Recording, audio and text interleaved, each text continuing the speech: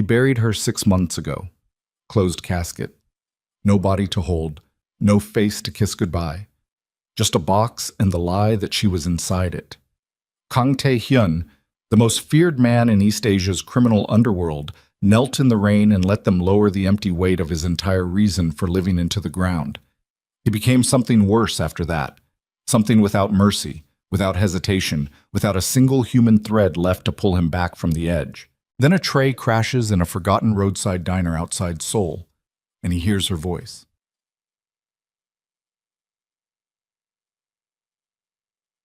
If this story already has your heart pounding, hit that like button right now, drop your city in the comments below so I can see exactly how far this story has traveled, and follow the channel so you never miss what happens next. Let's begin. The storm came in from the Yellow Sea sometime before midnight, the kind of autumn storm that didn't announce itself. It just arrived, cold and absolute, pressing down on the city of Seoul like a hand over a mouth. By the time Kang Tae-hyun's black convoy rolled off the expressway and onto the cracked two-lane road that cut through the outer districts, the rain was coming sideways, hammering the windows of his armored SUV in waves that sounded like gravel being thrown by fistfuls. He hadn't slept in 3 days. His chief of security, a broad-shouldered man named Ryu, who had been with him for 11 years, watched him from the front passenger seat through the rear-view mirror. Ryu had learned long ago not to speak unless spoken to, especially during the stretches like this one. When Tae-hyun went quiet in that particular way, jaw set, eyes fixed on nothing, hands resting flat on his thighs like he was trying to keep them still by force of will alone. The convoy had left a meeting in Incheon that had ended badly. 3 dead. 2 of them Tae-hyun's men, one of them a negotiator from a Busan faction who had said something he shouldn't have said about the old days. About Amara, specifically, about how maybe Tae-hyun's grief had made him reckless. The man hadn't finished the sentence. Tae-hyun hadn't needed him to. He stared at the rain on the window now and felt nothing about it. That was the thing that had changed most in the past 6 months. Not the violence. He'd always been capable of that. It was the absence of the feeling that used to come after. The weight. The second guessing. All of that had gone into the ground with her. And what was left behind was just a man-shaped piece of machinery that ran cold and efficient and never slowed down. "There's a diner coming up," Ryu said, watching the GPS. "You haven't eaten since yesterday morning." Tae-hyun didn't answer. "Boss." "I heard you." The convoy slowed anyway. Some instinct, some small automated thing that still ran in the background of his body even when the rest of him had gone dark, made him reach forward and knock twice on the back of Ryu's headrest. The driver pulled in. The diner was the kind of place that existed in the space between things. Between city and countryside. Between solvent and bankrupt. Between a business and the memory of one. A hand-painted sign hung above the door with half the letters faded beyond reading. The parking lot held 2 trucks and a rusted hatchback. Yellow light bled through the condensation-fogged windows. It smelled, even from outside in the rain, like fried oil and old coffee and something faintly sweet that Tae-hyun couldn't identify and didn't try to. 2 of his security men went in first. Standard procedure. Ryu followed with Tae-hyun at his shoulder, the remaining men fanning out around the perimeter of the lot, quiet and practiced as a closing hand. The interior was a single long room, booths along the windows, a counter with 6 stools, a kitchen barely concealed behind a pass-through window, above which hung a handwritten menu in both Korean and English, the English version clearly added as an afterthought, and spelled with the kind of confident inaccuracy that comes from never having needed to check. 4 customers. An old farmer in a corner booth nursing something hot. 2 long-haul truckers at the counter, their backs turned, talking low. A teenage boy in a school uniform asleep face down on the table nearest the door. A half-eaten bowl of ramyun gone cold at his elbow. A diner owner. A heavy-set man in his 50s with grease-stained sleeves and the specific permanently aggrieved expression of someone who has been losing money slowly for many years. Appeared from the kitchen and took in the sudden arrival of 3 men in tailored dark clothing with the dead-eyed look of people who don't go anywhere unarmed. He said nothing. He pointed at the booth in the back corner, farthest from the door, as though he'd been expecting exactly this class of customer and had prepared accordingly. Tae-hyun slid into the booth. Ryu took up a position at the counter, close enough. The two security men remained just inside the door. The diner went on breathing around them. Taehyun picked up the laminated menu and looked at it without reading it. His eyes felt like sandpaper. The fluorescent light above his booth buzzed faintly, a high, thin sound at the edge of perception, and he was aware of it the way you're aware of a splinter. Not quite pain, just presence. The rain against the windows was steady and hard. He set the menu down. He thought about the meeting in Incheon. He thought about the man who had mentioned Amara's name. He thought about how little he'd felt doing what he'd done afterward, and whether that absence of feeling was something that would eventually come back, or whether it was permanent now, just the new shape of him. He had almost decided to leave, to knock twice on the table and signal Ryu that they were moving on, when he heard the sound from the kitchen, a door banging open. Then footsteps, quick and slightly uneven, the kind of gait that comes from carrying unexpected weight in front of you and having not yet fully adjusted to where your center of gravity has gone. And then the passage of something through the air, a hand catching a tray rack, and then the rack failing anyway. The tray hit the floor with a crack that cut through every other sound in the room. Dishes, ceramic, a coffee pot. All of it going at once in a cascade that brought the old farmer's head up and made one of the truckers turn on his stool. And then, behind the sound of breaking things, a voice. Just 2 syllables of a Korean apology, breathed out rather than spoken. The sound of someone who had already been tired before this happened and now had to deal with this too. The voice hit Tae-hyun like a physical blow. He did not move. He stopped breathing. It was not a dramatic recognition, not a Hollywood moment of swelling emotion and certainty all at once. It was instead a very small, very violent tearing sensation somewhere below his sternum, like something that had been sutured shut was pulling against the stitches. Because he knew that voice. He had known that voice for 4 years. He had heard it in arguments and in laughter, and in the specific low murmur it made at 2 a.m. when she was trying to get back to sleep and couldn't. He had heard it go cold with disappointment, and he had heard it break with something too complicated to name. He knew every color that voice was capable of making. He had stood in the rain 6 months ago and listened to people say words over a box and told himself that voice was gone from the world. He raised his eyes slowly. She was on her knees on the kitchen floor, gathering broken pieces of ceramic with hands that were shaking slightly, her dark hair fallen forward over her face. She was wearing the diner's uniform, a pale blue apron over dark clothing, and the apron was stretched taut over a stomach that was large and round and unmistakable. 7 months. Maybe more. The calculation happened in some part of his brain that had kept running while the rest of him had locked up completely. She hadn't looked up yet. She was focused on the floor, on the broken things, on getting through the next 30 seconds of her immediate situation. The diner owner had appeared from behind the counter and was moving toward her, and Tae-hyun watched him reach down and grab her arm above the elbow to pull her up, not gently, with the particular impatience of someone who is watching money happen on his floor. Amara looked up. Her eyes went to the room, to the truckers, to the farmer, to the door, moving the way eyes move when they have spent a long time performing that specific sweep, cataloging exits and strangers and risks before anything else. It was a habit she'd never had before. It was a habit she had learned somewhere in the last 6 months, and seeing it on her face, that new wariness, that practiced fear, it hit him harder than the sound of her voice had. Then her eyes found him. And everything stopped. The noise of the rain, the buzz of the fluorescent light, the low conversation of the truckers. All of it went to silence in his perception, replaced by the single fact of her face. The face he had memorized and then tried to unmake himself from loving and then had carried anyway, embedded in him like shrapnel, because some things don't come out no matter how much you want them to. She was alive. She was here. She was looking at him like he was the thing she was most afraid of in this room. Tae-hyun became aware that he was standing. He didn't remember standing up. He was out of the booth, on his feet, and he had no memory of the motion at all, and Ryu was already moving from the counter with one hand reaching toward his shoulder to slow him down.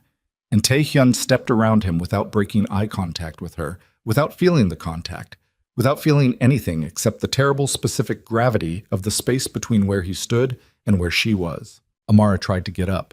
The weight of the pregnancy made it awkward. She got 1 foot under her and pushed and made it halfway.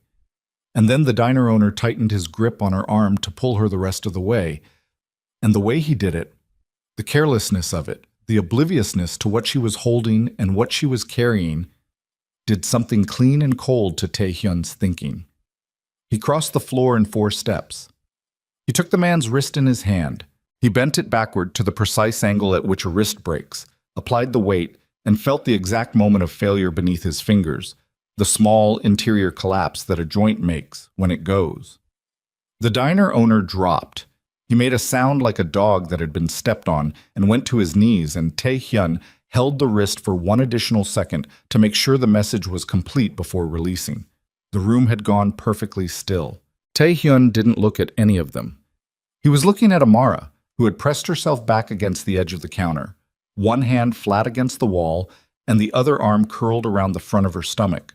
Not against him specifically, not yet, just the automatic positioning of a woman whose body had spent 6 months making that particular gesture and had gotten fast at it. "Take your hands off my wife," he said. He said it quietly. He wasn't interested in volume. Volume was for people who weren't sure they'd be listened to. Amara's face had gone through 3 different things in the space of a few seconds and was now settling on something that wasn't surprise anymore. It was something older and harder and more complicated than surprise. Her jaw was set. Her eyes were wet, but not spilling. She was holding it back through what looked like considerable effort. And she was breathing through her nose in a way that was controlled and deliberate, the breathing of someone who had learned to manage physiological panic in real time. "Don't," she said. 1 word. He would have given everything he'd accumulated in 11 years of building an empire for the right to take a single step toward her, and she stopped him with 1 syllable. "Don't come any closer." He heard it. He stopped. His security men had arranged themselves in a loose perimeter around the room. The truckers were very still on their stools. The old farmer had not moved. The teenager was awake now, blinking, no idea what he had woken up into. Tae-hyun looked at Amara and tried to find the right thing to say. He was a man who had conducted negotiations in rooms where people were bleeding, who had given orders that changed the shape of things for hundreds of people, who had spoken at his own wife's funeral in front of men who would have killed him if they'd sensed any real weakness in that moment. And standing here looking at her alive, he could not find a single word. "You're alive," was what came out, and it was inadequate by any measure. Something crossed her face. Not relief. Not softness, something sharp and compressed, like everything she'd been holding had sharpened itself to a point. "No thanks to you," she said. He heard the words, they registered, but the full weight of them took a moment to arrive, the way the sound of a distant impact comes after the sight of the thing happening. "What? You sent them?" Her voice was steady in the way that things are steady when they've already broken once and been put back together deliberately. "You sent men to kill me. I saw the message, Tae-hyun. I saw your number. I saw the order."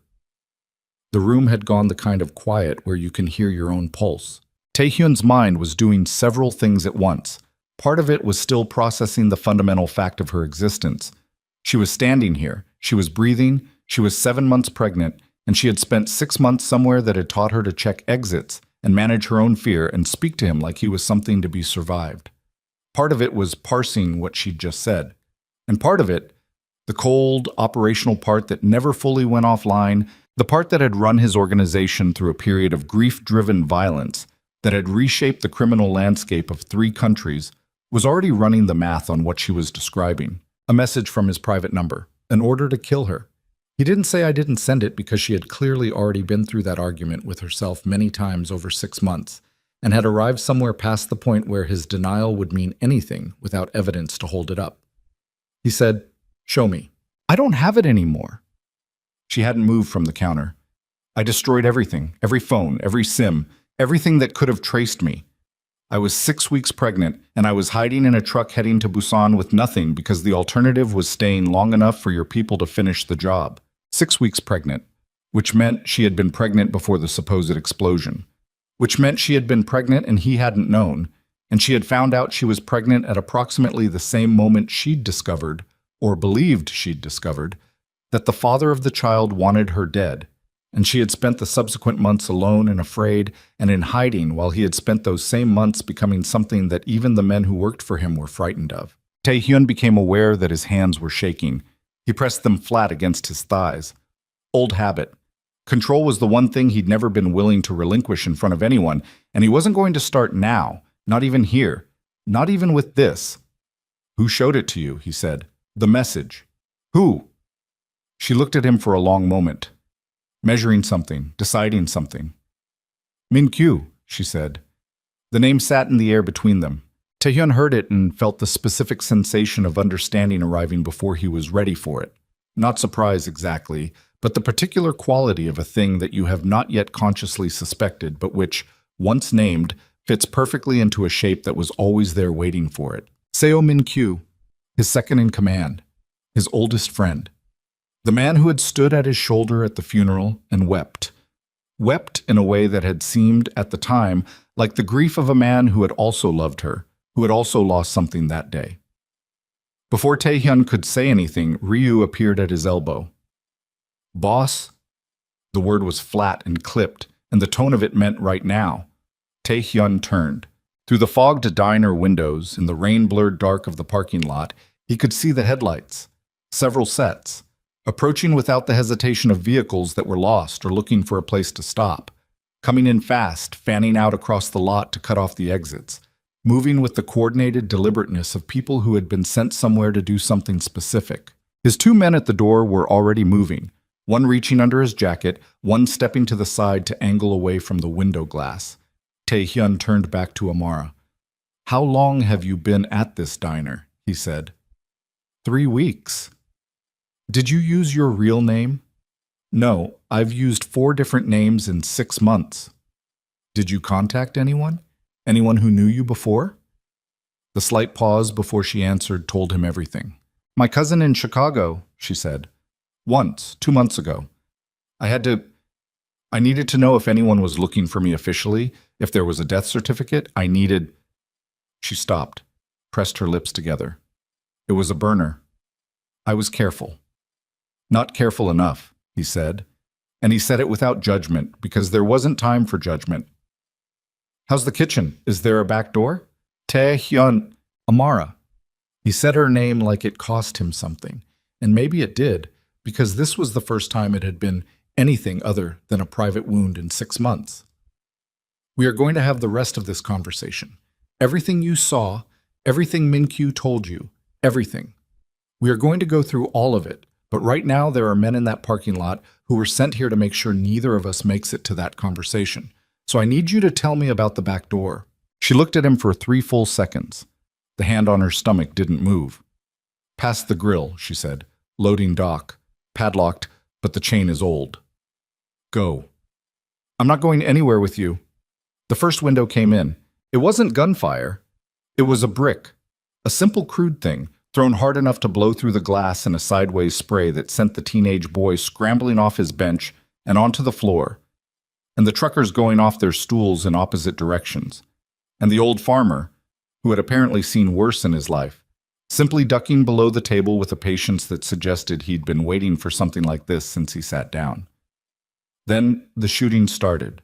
The first shots came from outside, suppressed, flat, punching through the window frame and the diner wall above the counter in a line that tracked left to right as whoever was firing tried to find the position of Taehyun's men. His men didn't give them the position. They were already moving, using the counter and the booth frames for cover, returning fire in controlled pairs, disciplined and cold. Taehyun moved to Amara. She was already moving, not toward the door, not freezing, but back toward the kitchen, which told him something about what 6 months on the run had done to her instincts. He caught up to her at the kitchen doorway and put his body between her and the front of the diner, and she felt the contact and went rigid for a moment. He felt it through his arm, the flinch, the hardening, and then she was moving again, and he was moving with her. The kitchen was small and very hot. The owner was on the floor in the corner with his broken wrist pulled to his chest, looking at nothing. A prep cook in his 20s had pressed himself against the far wall, holding a ladle like he wasn't sure whether to use it. Taehyun scanned the room. Fryer, grill, prep table, walk-in freezer on the left, and there, past the grill. The loading dock door, heavy steel, a padlock chain looped through the push bar. He crossed to it in 4 steps. The chain was old. He picked up a heavy cast iron skillet from the edge of the grill without breaking stride and brought it down on the lock with everything he had. Once the lock held, twice it didn't. The chain fell. He hit the push bar and the door opened onto a narrow dock above a concrete loading apron, and the rain came in immediately, cold and sideways and relentless. Behind him in the diner, the shooting had escalated. At least 2 of his security men were still operating. He could track the positions by the patterns of return fire. Ryu's voice, briefly, calling a position in the flat, clipped shorthand they used. Taehyun stepped onto the dock and turned back. Amara was in the kitchen doorway, one hand on the frame, looking at him across the distance of the room. The prep cook had flattened himself lower. The sound of the firefight in the front room was a continuous overlapping noise of suppressed shots and breaking things and something heavier hitting the floor. The expression on her face was not the expression of a woman who trusted him, but she came. She moved through the kitchen with that new careful gait that was wrong in all the specific ways pregnancy makes things wrong. Deliberate, compensating. One hand resting on her stomach, not in tenderness, but in the automatic protection of something she'd been guarding for 6 months. And she reached the door, and he reached back and took her arm to help her down the 2 steps from the dock to the concrete, and she let him do it. She let him touch her. She didn't lean into it, didn't soften, didn't yield anything, but she let him. He counted it. The loading apron opened onto a narrow service road that ran behind the diner and the 2 adjacent closed businesses. A hardware supplier, a tiling company, both dark. His convoy was in the front lot. Getting back to it through the building was not going to happen. At the far end of the service road, maybe 200 meters, he could see a gap between buildings that would open onto the main road. "Can you run?" he said. "I've been doing a lot of things for 6 months that I didn't think I could do," she said. He took that as a yes. They moved. The rain was brutal, the kind of rain that removes visibility down to 20 meters and makes every surface sound the same. Behind them, through the back wall of the diner, the gunfire was shifting, becoming more sporadic, and Taehyun didn't know yet whether that meant his men were winning or losing, and there was no way to find out that didn't involve turning around, which he was not going to do. He stayed close to Amara without touching her, close enough that if she stumbled, he could catch it, watching her footing on the wet concrete, watching the gap at the end of the road. She was moving faster than he'd expected. She was also breathing hard in a way that was not panic but effort, the controlled effort of someone managing a physical limitation that she had gotten used to managing. Halfway down the service road, a figure emerged from the gap at the far end. Taehyun's hand was already moving to the inside of his jacket. The figure turned, saw them, hesitated, and Taehyun clocked the shape of him in the rain, the coat, the positioning, and took the shot in the same motion. One round, center mass, suppressed. The figure went down without a sound. Amara hadn't stopped moving. He looked at her sidelong as they passed the body. She looked straight ahead. He added that to his accounting of what she'd become in 6 months. At the end of the road, a left turn took them onto the main road, which was empty in both directions. The storm had driven everything inside. 200 meters to the right, a line of dark shapes against the slightly lighter dark of the sky resolved, as they moved closer, into a row of low buildings that included what appeared to be a shuttered gas station, and behind it, a structure he recognized. He recognized it because he'd bought it 4 years ago under a corporate shell that had never been connected to him publicly. One of a network of properties he'd accumulated precisely because there are moments when you need somewhere to go that doesn't exist in any record anyone can find. He told himself, when he bought it, that he was being practical. The truth, which he hadn't examined closely at the time, was that he'd been thinking about her, about what it would take to keep her safe if his world ever came for her, the way his world always eventually came for everything. He thought about that now. How he'd been preparing for this possibility and hadn't known it, and how the threat he'd been preparing for had come from somewhere he'd never thought to guard against. He put his shoulder against the side door of the building, and it gave with the particular quality of a door that was well maintained and properly sealed, and had simply been waiting to be opened. He got Amara inside and pulled the door closed behind them and stood for a moment in the dark with the sound of the rain locked outside. He found the light switch. A single overhead bulb came on, industrial and plain, illuminating a space that was half storage and half the kind of functional safe room that you furnish with practicality rather than comfort. A cot, a water filtration unit, a locked cabinet that held a first aid kit, and a radio and a Glock 19 that Tae-hyun had left there years ago, still in its case. The floor was concrete. The walls were thick. There was no window. Amara looked around the room and then looked at him. "What is this place?" she said. "Somewhere safe. Did you buy it to keep me here?" The question had a specific edge on it that he understood. She was asking whether this was captivity, whether safe meant contained. "No," he said. "I bought it so you'd have somewhere to go if I couldn't protect you in the open. There's no lock on that door from the inside." He stepped away from the door deliberately. "You can leave whenever you want." She stayed where she was. She was dripping water onto the concrete floor and pressing one hand into the small of her back in a way that said she'd been on her feet all day before this happened. "Sit down," he said. "I'm fine. You're 7 months pregnant and we just ran 200 meters in a storm after a firefight." She looked at him for a moment with the particular expression of a person who is too tired to maintain the argument and too proud to concede it, and then she sat on the cot. The silence between them was not empty. It was completely full, packed with 6 months of events on both sides, with everything she'd endured and everything he'd done, with the gap between the person she'd left and the person she was now looking at across a concrete room in the middle of the night. "Min-kyu showed you a message," Tae-hyun said. He had lowered himself onto the cabinet, not close, not crowding her. "Sent from my private number. Encrypted," she said. "The format was right. The header was right. The number was your number. He showed me on his own phone. He said he'd intercepted it because he thought it was a mistake, because he couldn't believe you'd actually—" She stopped. He looked devastated. He looked like it was destroying him to tell me. Tae-hyun thought about Min-kyu's face at the funeral, the devastation on it, the specific texture of that grief. He had believed it completely. He had taken it as evidence that Min-kyu was suffering the same loss he was, that his oldest friend understood what had been taken from him. He had leaned on that shared devastation in the weeks afterward, had allowed Min-kyu to take more operational control while he himself had moved through those early months like something gutted and re-sewn with inferior thread. The calculation was beautiful in the way that terrible things can be beautiful when they are perfectly made. Give Amara a reason to run, stage an explosion, close the casket, let Tae-hyun's grief transform him.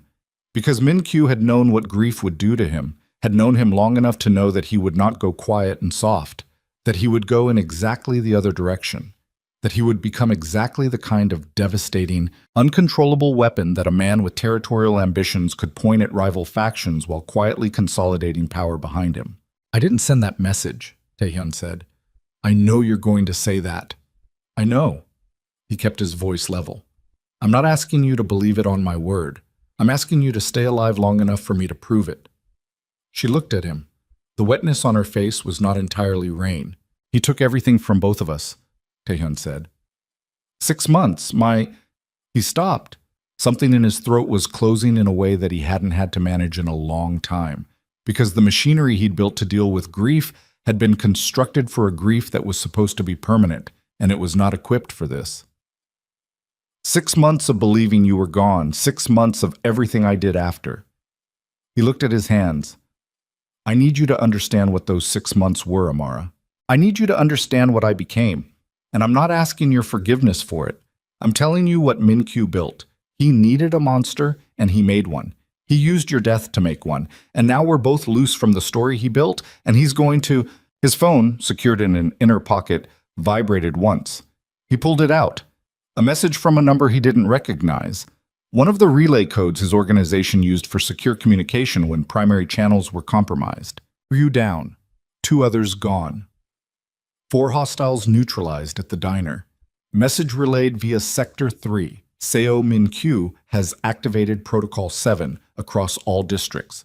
Official communication. Kang Tae-hyun is declared compromised. Orders authorized to neutralize on site. This message will not repeat." Tae-hyun read it twice. Then he set the phone face down on the cabinet beside him. Protocol 7. He had written Protocol 7 himself years ago as a contingency for exactly one scenario. A sitting leader of the organization who had been determined by sufficient consensus to be a threat to the organization's survival. It required the authorization of the second-in-command plus 2 senior captains. He had never imagined it being used against him. He had certainly never imagined Min Q having the leverage to pull two senior captains across the line. But then, Min Q had had 6 months to work on them. He looked at Amara. "Things have changed," he said. "Changed how?" "I've just been declared an enemy of my own organization." He said it with the flatness of a man delivering a weather report. "Which means every man who works for me, who used to work for me, now has authorization and incentive to put a bullet in me." Amara stared at him. "And you," he continued, "if Min Q knows you're alive, and those men at the diner were not looking for me specifically, which means they were looking for you first, then he knows the story he built is collapsing, which means he needs to end it cleanly, both of us." "He wants to kill our child," Amara said.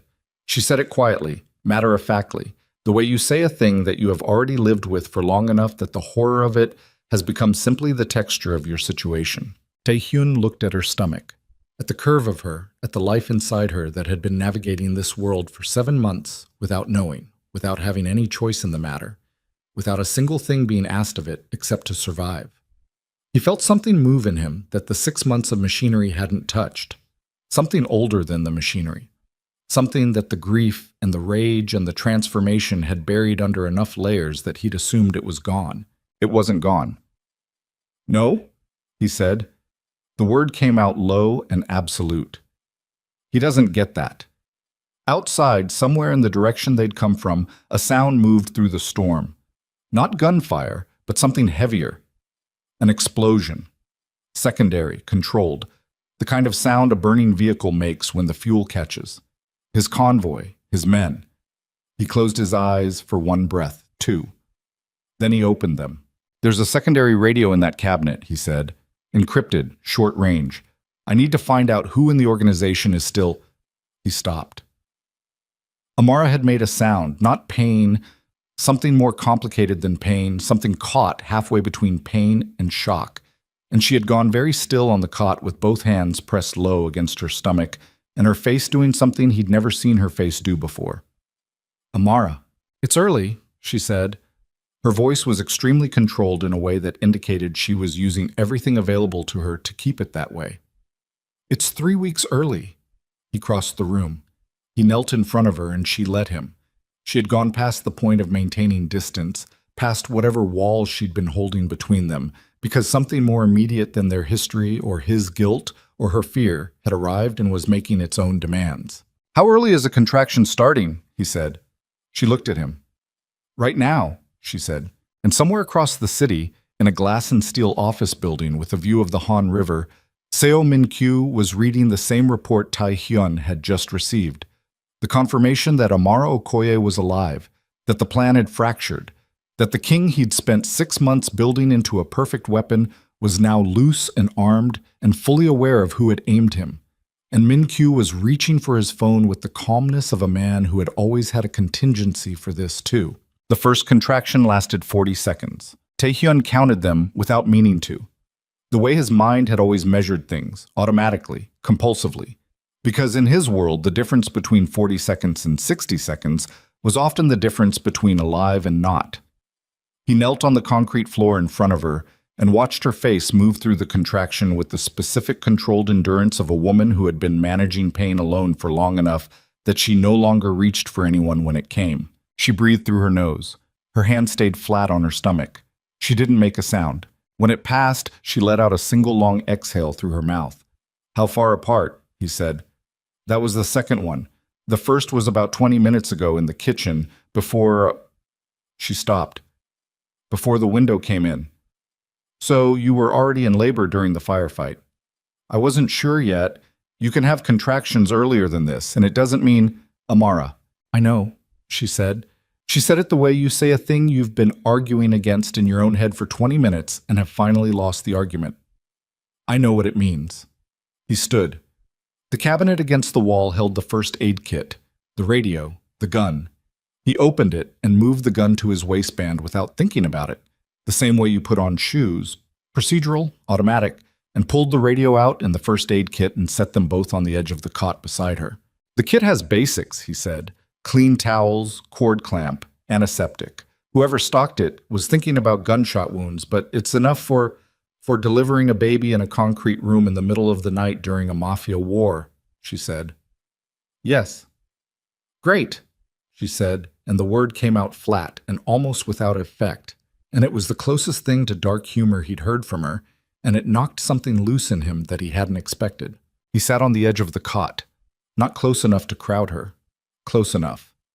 Tell me about the last 6 months, he said. From the beginning.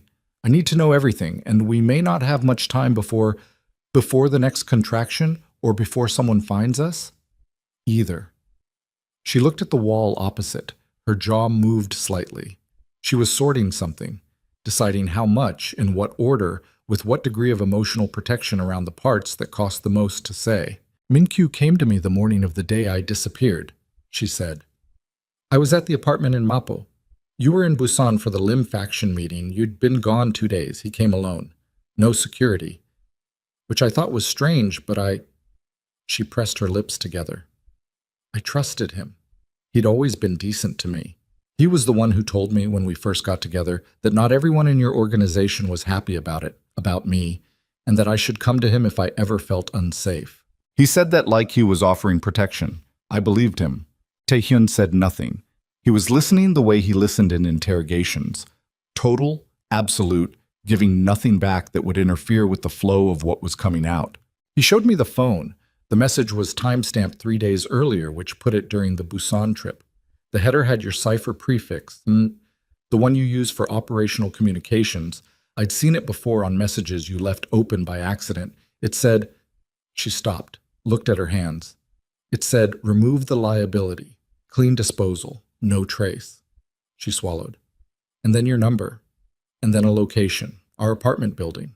Remove the liability. He had never used that phrase in his life. Minkyu knew that. Minkyu had known him long enough to know exactly what language he would not use, which meant Minkyu had also known that Amara didn't know that she'd been on the periphery of his operational world long enough to recognize the format, but not long enough to know the specific texture of how he actually communicated within it. He told me I had an hour, Amara continued. He said he'd intercepted it and delayed the men who were sent, but that he couldn't hold them longer than that without raising suspicion. He said he'd arranged a car. He gave me cash, a lot of cash, which I understand now was to make the story complete, to make sure I actually ran and kept running. And he looked, she made a sound that wasn't quite a laugh. He looked like a man who was suffering. He looked like it was costing him something real. I have replayed that moment so many times in 6 months, and I still cannot find the performance in it. He was that good. He's had practice, Taehyun said. He's been performing for me for 11 years. She looked at him then. First time she'd looked at him directly in more than a minute. I went to the car, she said. I had 20 minutes. I took almost nothing. My passport, the cash, the burner he gave me. I was 8 blocks away when I heard the explosion behind me. I looked back, and the building, our floor specifically, where I would have been, was burning. She touched her stomach. One slow gesture. And I thought that was it. That was confirmation. And I ran. The radio on the cot crackled once and went silent. Taehyun picked it up. He ran through the frequency sequence, a specific set of channels that he'd assigned to a small number of people who were not officially part of his organization, but who worked adjacent to it. People who survived in this world by maintaining careful neutrality, who answered to no one, who he had cultivated over years with the specific patience of someone who understood that the most valuable resource in a conflict is the person nobody knows, you know. On the 3rd channel, after 11 seconds of static, someone answered. Took you longer than I expected, the voice said. A woman's voice, older, dry, with the specific, unhurried quality of someone who was not surprised by things. I had complications, Taehyun said. I've heard. Protocol 7 is all over the district comms. You've had a busy night. A pause. You're alive. That already contradicts about 40% of what's being said right now. I need a medical contact. Someone discreet. Someone who doesn't run back to the syndicate. Not a hospital. A beat of silence. How bad? Premature labor? 3 weeks early, 2 contractions, 20 minutes apart. Another beat. Longer. There's a woman in Dobong-gu, the voice said. Her name was Oh Seon-hwa before she changed it. She delivered babies in the camps outside Kaesong for 6 years before she came south. She owes me something that I've never collected. I'll call it in now. How far are you from the Nowon district line? 20 minutes on foot. Less if I find a vehicle. Find a vehicle. I'll send the address to this frequency in 10 minutes. And Taehyun. Another pause. Min-kyu has already contacted the Busan bloc. He's offering them expanded port access in exchange for support of the leadership transition. 2 of your senior captains have already publicly confirmed their support. This is moving fast. How many haven't confirmed? 4 that I know of, possibly 5.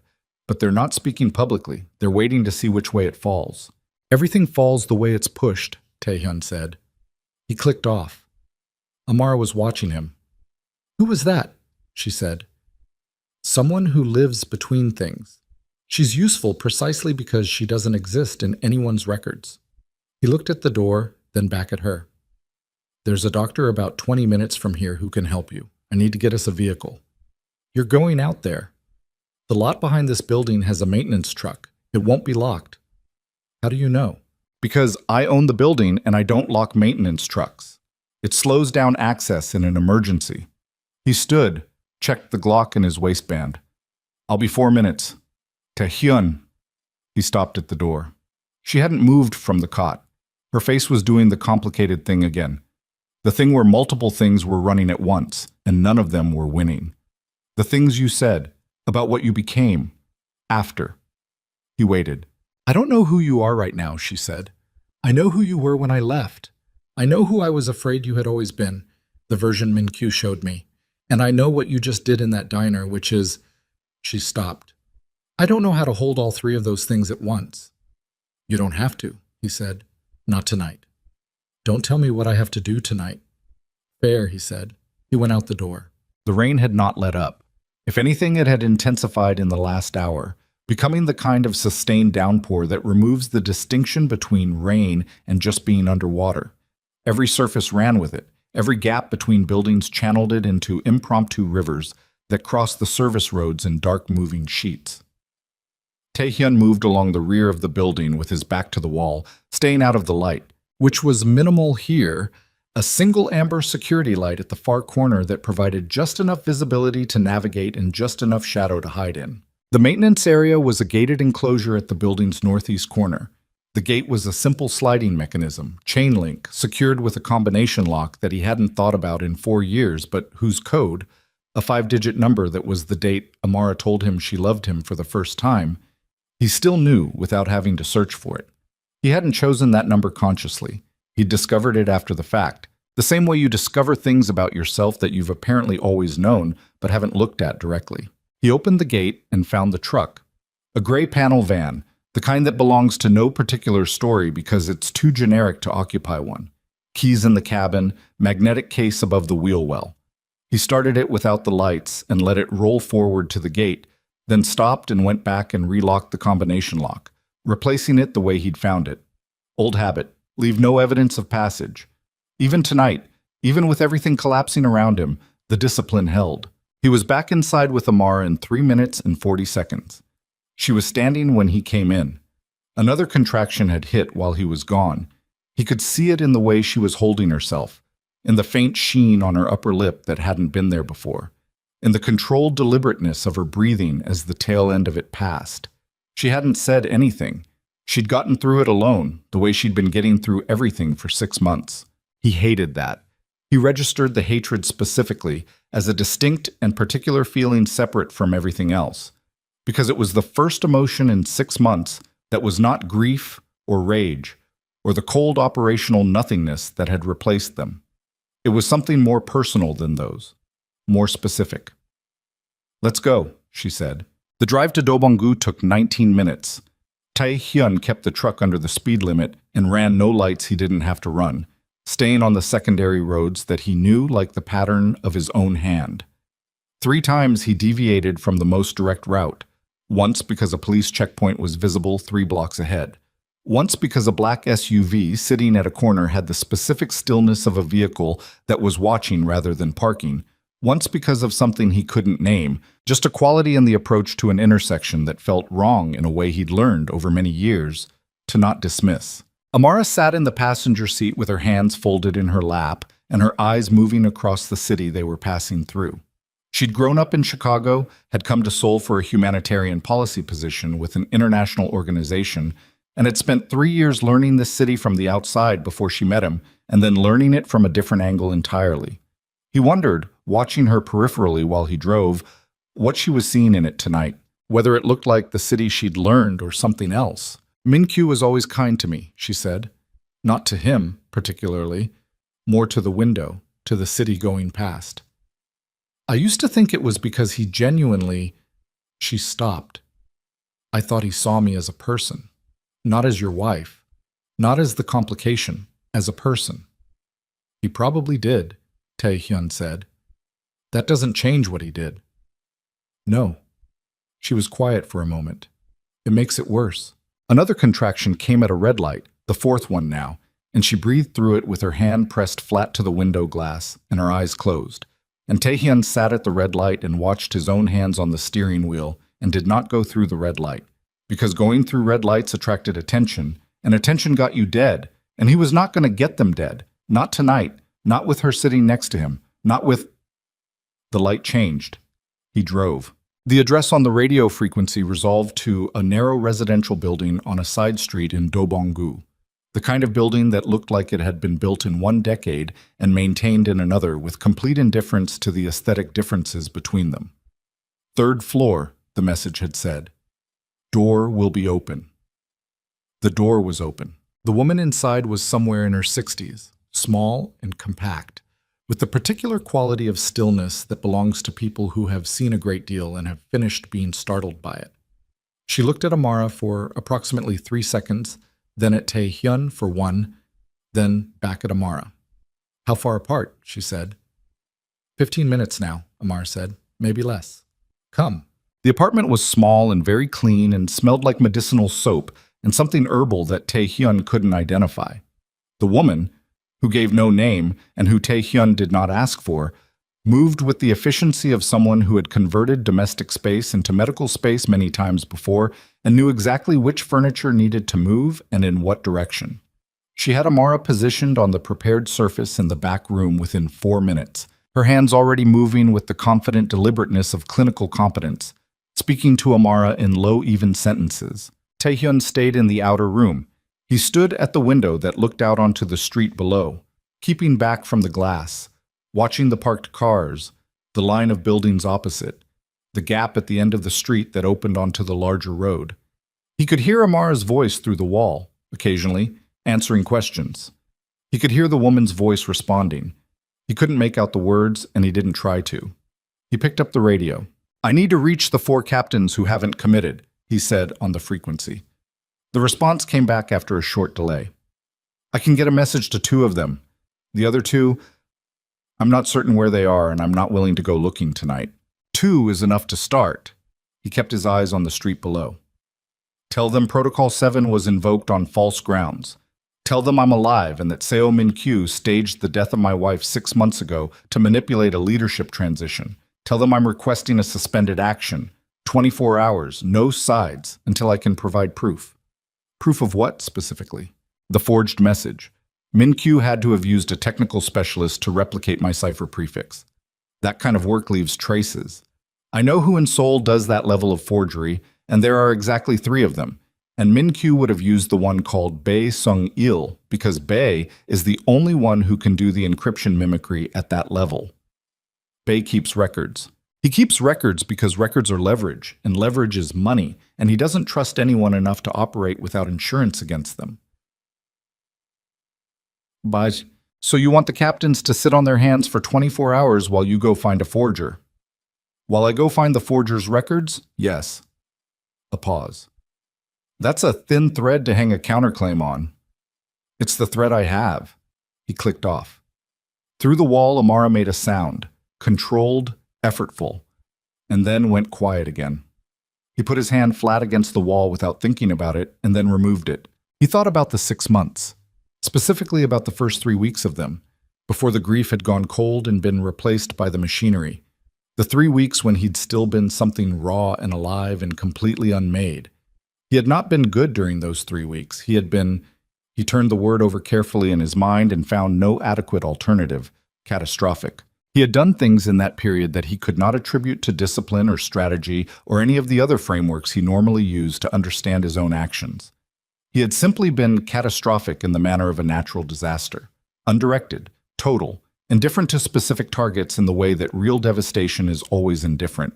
And Min-Kyu had watched all of it, had managed it carefully from close range, redirecting the worst of it toward rival factions that he wanted cleared, keeping Tae-hyun operational in the ways that served his consolidation, and slowly, methodically, inserting himself into the structural positions that Tae-hyun had vacated in his grief. The patience of it, the architecture of it.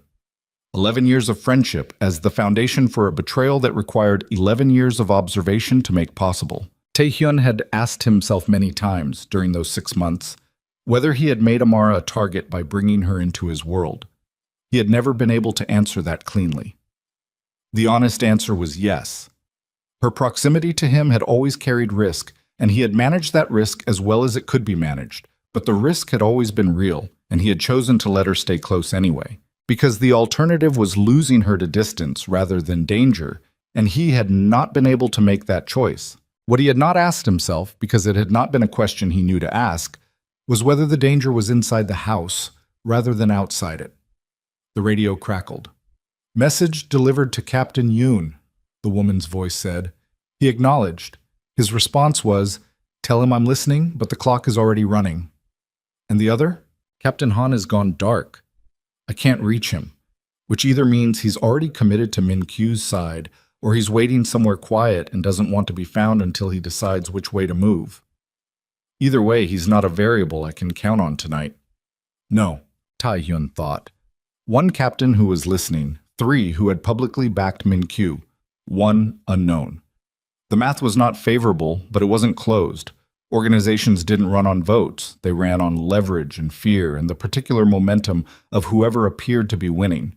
If he could fracture Min-Kyu's narrative before it fully solidified, if he could produce Bae Sung-il's records and put the forgery on record in front of enough of the organization's senior structure, the political calculus would shift.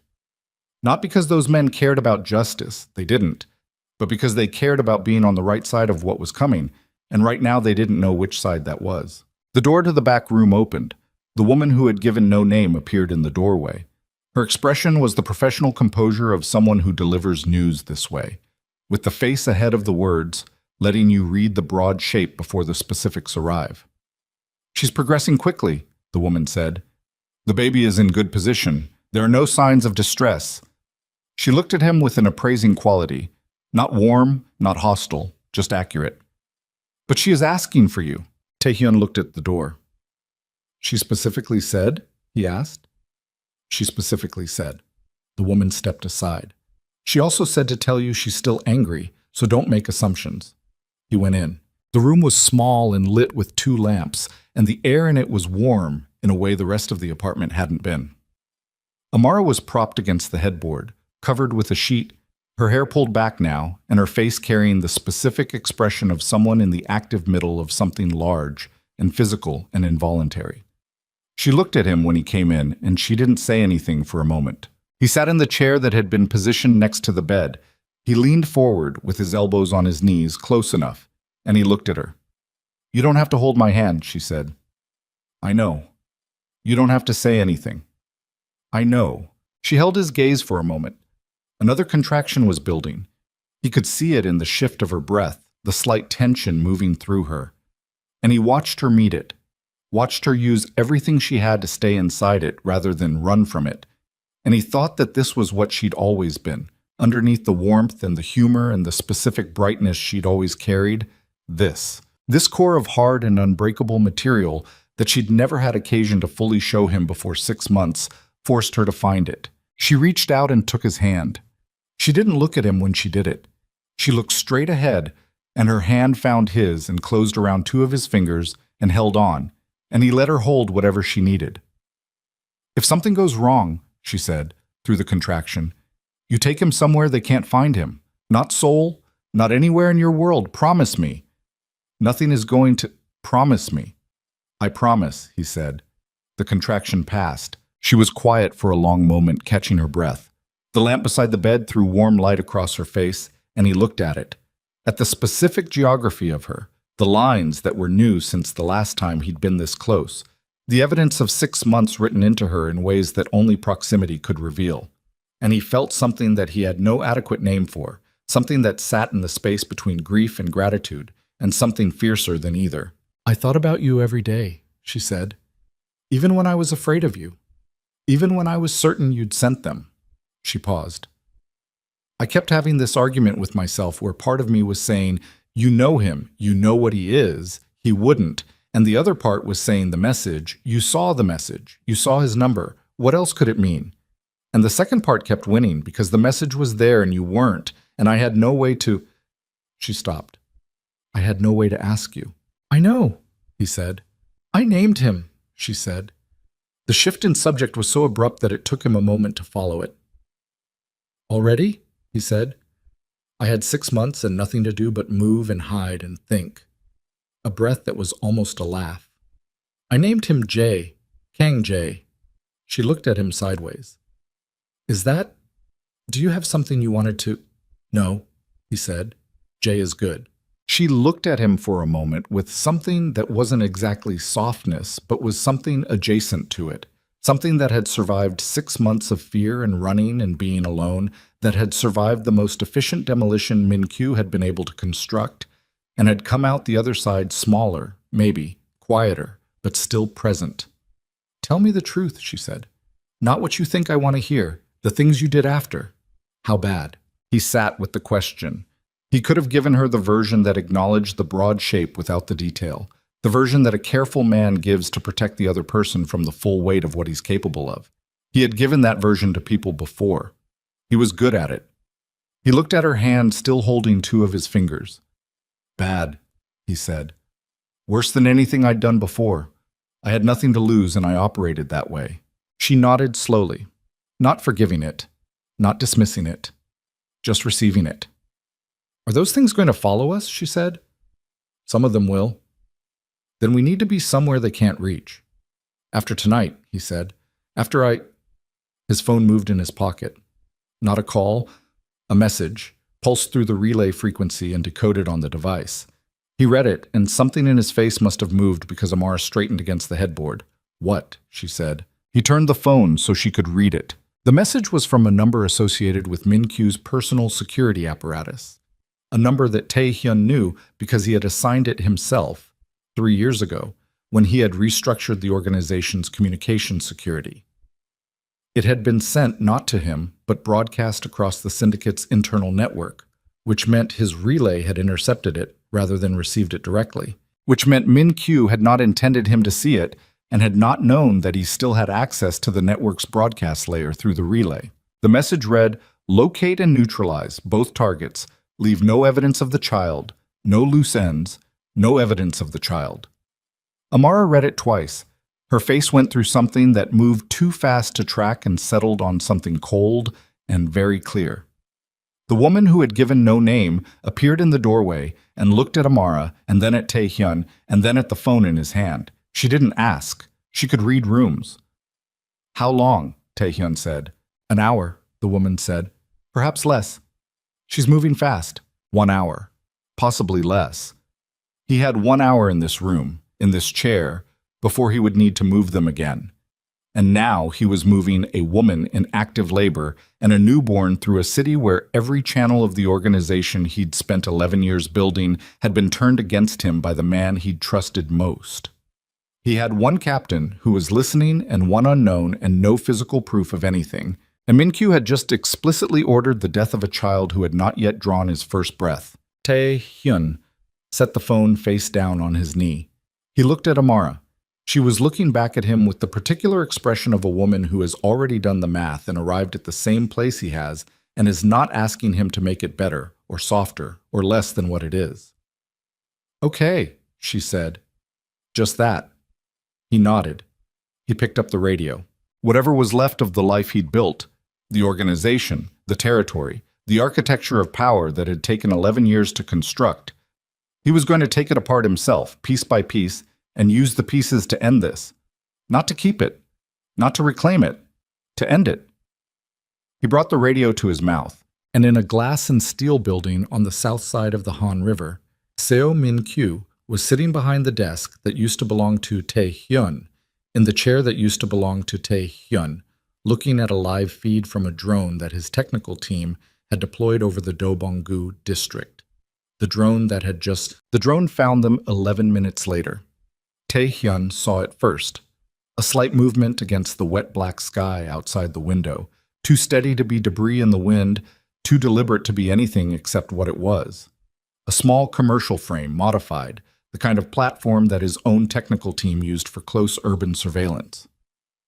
He recognized the flight pattern. He had written the flight pattern.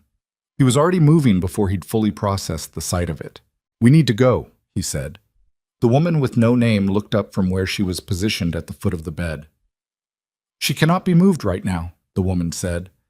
Not a suggestion, a clinical statement of fact delivered in the tone of someone accustomed to having that statement ignored by people with guns.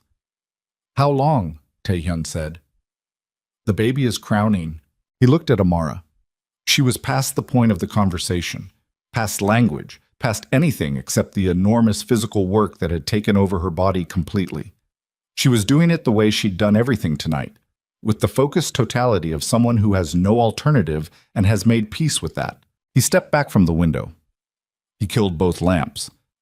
The room went dark except for the ambient light from the street below, which was minimal and orange and just sufficient to navigate by. "Do you need to see what you're doing?" he said to the woman. "I've done this in worse dark than this," she said.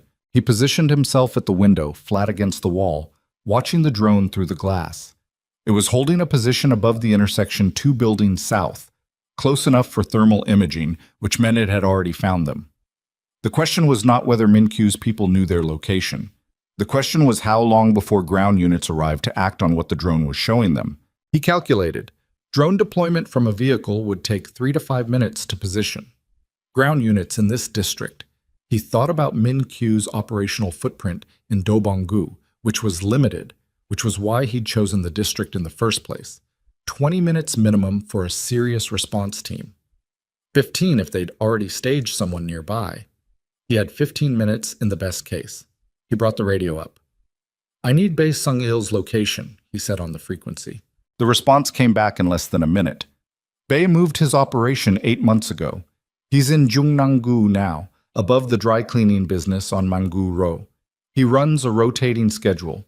He's at the location Tuesday, Thursday, and alternating Saturdays. Tonight is Thursday." Tonight was Thursday. "Is he alone?" "Bae is never alone. He keeps 2 men with him since the Huang incident last year, but they're not your organization's people. They're freelance, which means their loyalty ends at the edge of whatever Bae is paying them." Tae-hyun clicked off. He looked at the window. The drone had moved, repositioning slightly north, which meant it had confirmed thermal signatures and was now painting the location for a ground team to navigate to. From the bed, a sound. A sound that was not pain and not fear, but something much more fundamental than either. Something that existed below both of those categories at the level of pure biological event. And then the woman with no name saying something low and certain, and then a silence of about 4 seconds that was the specific silence of a transition, of something crossing from one state into another. And then a small sound. New, specific, unmistakable. Tae-hyun did not move from the window. He could not afford to move from the window. He stood with his back flat against the wall and his eyes on the drone in the sky and his hand tight on the radio, and he breathed once, carefully, through his nose. Kang Jae had arrived. The woman worked efficiently in the dark. She said the things that needed to be said to Amara in a low, continuous voice and did the things that needed to be done, and 4 minutes later she appeared at Tae-hyun's shoulder. And when he turned, she was holding a small wrapped form that was making a sound like an argument in a language that had not yet developed words. "Healthy," the woman said. "Small, but healthy. His lungs are clear." Tae-hyun looked at the thing in her arms. He had no framework for this moment. He had prepared in his mind for many kinds of moments over his life. Moments of violence, of negotiation, of loss, of the particular cold clarity that descends when a decision has to be made that cannot be undone. He had not prepared for this. He didn't think preparation was possible for this. He reached out one hand and touched the side of the small face with 2 fingers, the same 2 fingers that Amara had held onto through the contractions, and the face turned toward the touch with the blind, instinctive certainty of something that had been alive for less than 10 minutes and already knew what it needed. "We have 10 minutes," he said to the woman. "Maybe less. Can she move?" "Not easily, but the alternative is worse." He went to Amara. She was exhausted in a way that went past what he had words for. A specific quality of depletion that was not weakness, but the aftermath of something that had taken everything and left the essential core behind, like burning down to the grain of the wood. She looked at him when he came close, and then past him at the small wrapped thing the woman was bringing, and the expression on her face was the one thing he'd seen tonight that he couldn't look at for too long. "I know," he said. "I know we have to move. I'm sorry." "Don't apologize," she said. Her voice was wrecked and steady at the same time. "Just make sure we get somewhere." He helped her up. The woman organized what could be organized in 2 minutes, took what was essential, left everything else. They moved out of the apartment and down the building's back stairwell, which was unlit and smelled like old concrete and mildew, and the particular cold that staircases hold even in autumn. Tae-hyun went first, then Amara, with her hand on the wall and her jaw set, then the woman carrying Jae, and not speaking. The truck was where he'd left it on the side street. He got them inside, Amara in the back where she could lie across the seat, the woman beside her, Jae between them wrapped in everything available, and he got in front and he drove. He drove north, away from the drone's last position, taking the route that stayed under the heaviest tree cover and away from the main arteries. His mind was running 2 tracks simultaneously in the way it always ran when things had narrowed to their worst. One track on the immediate navigation, the other on the larger problem. Ba Sung-il, Jungnang-gu, above the dry cleaning business on Mangu Row. The forger kept records. The records would show the commission, the date, the technical specifications of the cipher replication, possibly a chain of payment that could be traced back to Min-kyu's operational accounts. It wasn't courtroom evidence. It didn't need to be. It needed to be enough to put in front of Captain Yoon and make the case that Protocol 7 had been invoked fraudulently, that the man currently sitting behind Tae-hyun's desk had built his leadership on a fabricated assassination order and a staged death. It needed to be enough to crack the consensus. He had to get Amara and Jae somewhere static first, somewhere Min-kyu's drone hadn't been, and where it would take time to find them. He thought about the network of properties, how many of them Min-kyu now had access to through the organization's asset records, how many of them he might not know about, which ones had been acquired through channels that existed outside the official ledger. There was one, a property in the Yongnam-gu district, which was either a perfect coincidence or the kind of thing that happens when you're running on 15 minutes of planning and no sleep, that he'd acquired 7 years ago through a real estate shell that even his own financial people didn't have a complete record of, because he'd structured it that way intentionally, because he'd been building a specific kind of insurance for a specific kind of moment and had not known, at the time, what kind of moment it would turn out to be. He drove to it. It was a 3-story building on a residential street, unremarkable from outside, maintained by a property manager who knew nothing about who owned it and had been paid not to be curious. Ground floor was a storage space. Second floor, 2 apartments. Third floor, 1. He got them to the 3rd floor. He got Amara onto the bed that was still made up from the last time the apartment had been used, which was 2 years ago. And he got Jae settled beside her, and he stood in the doorway of the room and looked at the 2 of them and held that sight for approximately 3 seconds, which was all the time he had, and then he looked at the woman with no name. "Can you stay with them?" It wasn't a question. "I can stay," she said. "Your contact." "I'll call in a second debt," the woman said dryly. "I apparently have them to spare." He looked at Amara one more time.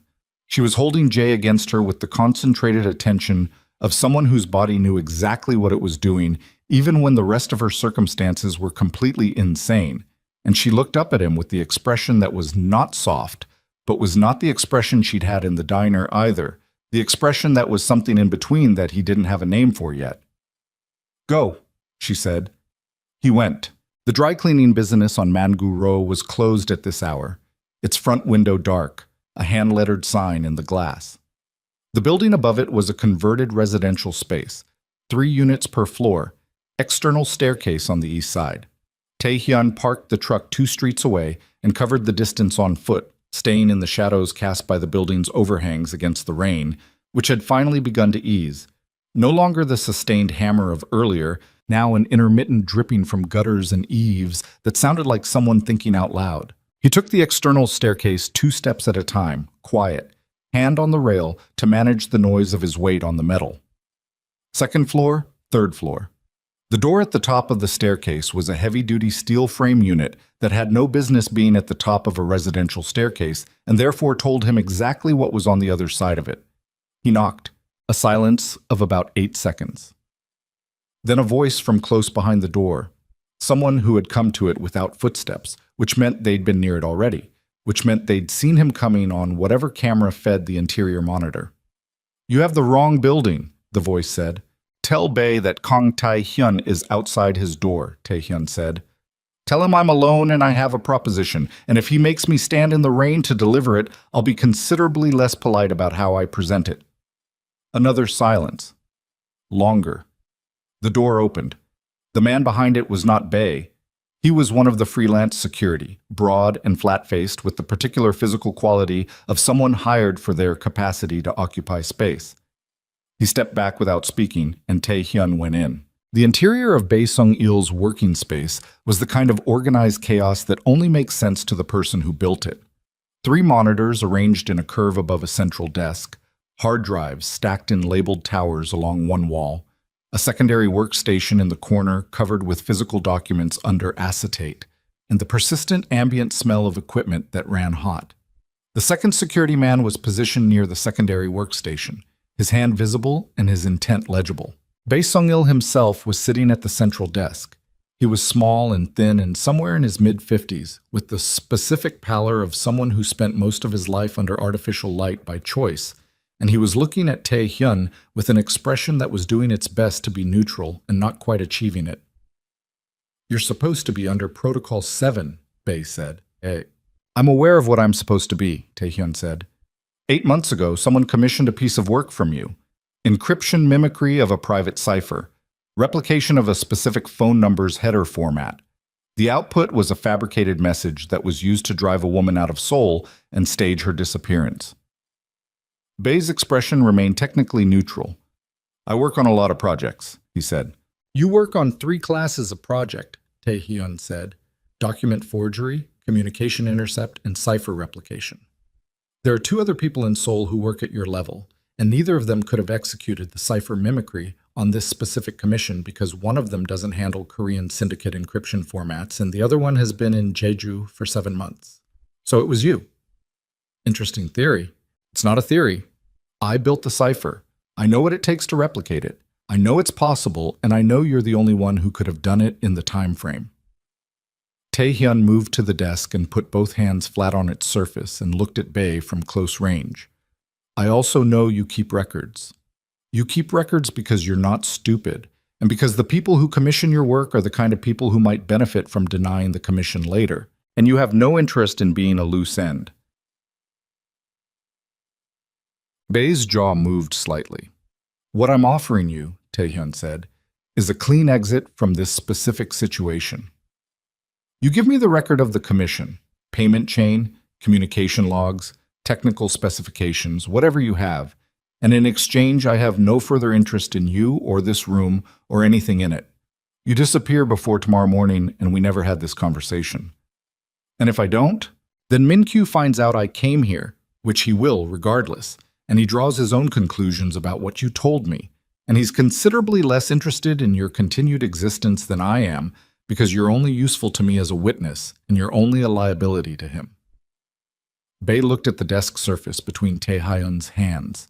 He looked at the 2 security men in the way you look at things that you're trying to calculate the value of and finding the number insufficient. "The commission came through 3 intermediaries," Bae said. "I don't take direct contact for this class of work.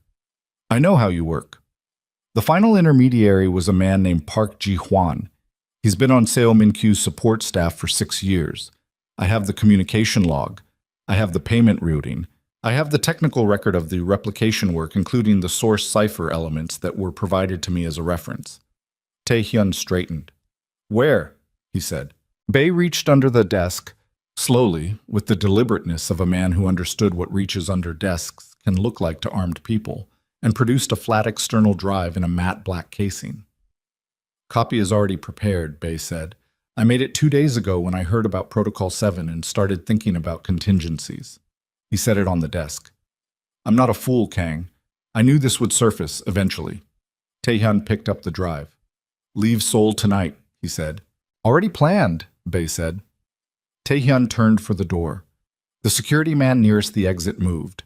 Not to stop him, but to open the door, which was the most professionally neutral exit facilitation Tae-hyun had experienced in a long evening of much less pleasant interactions.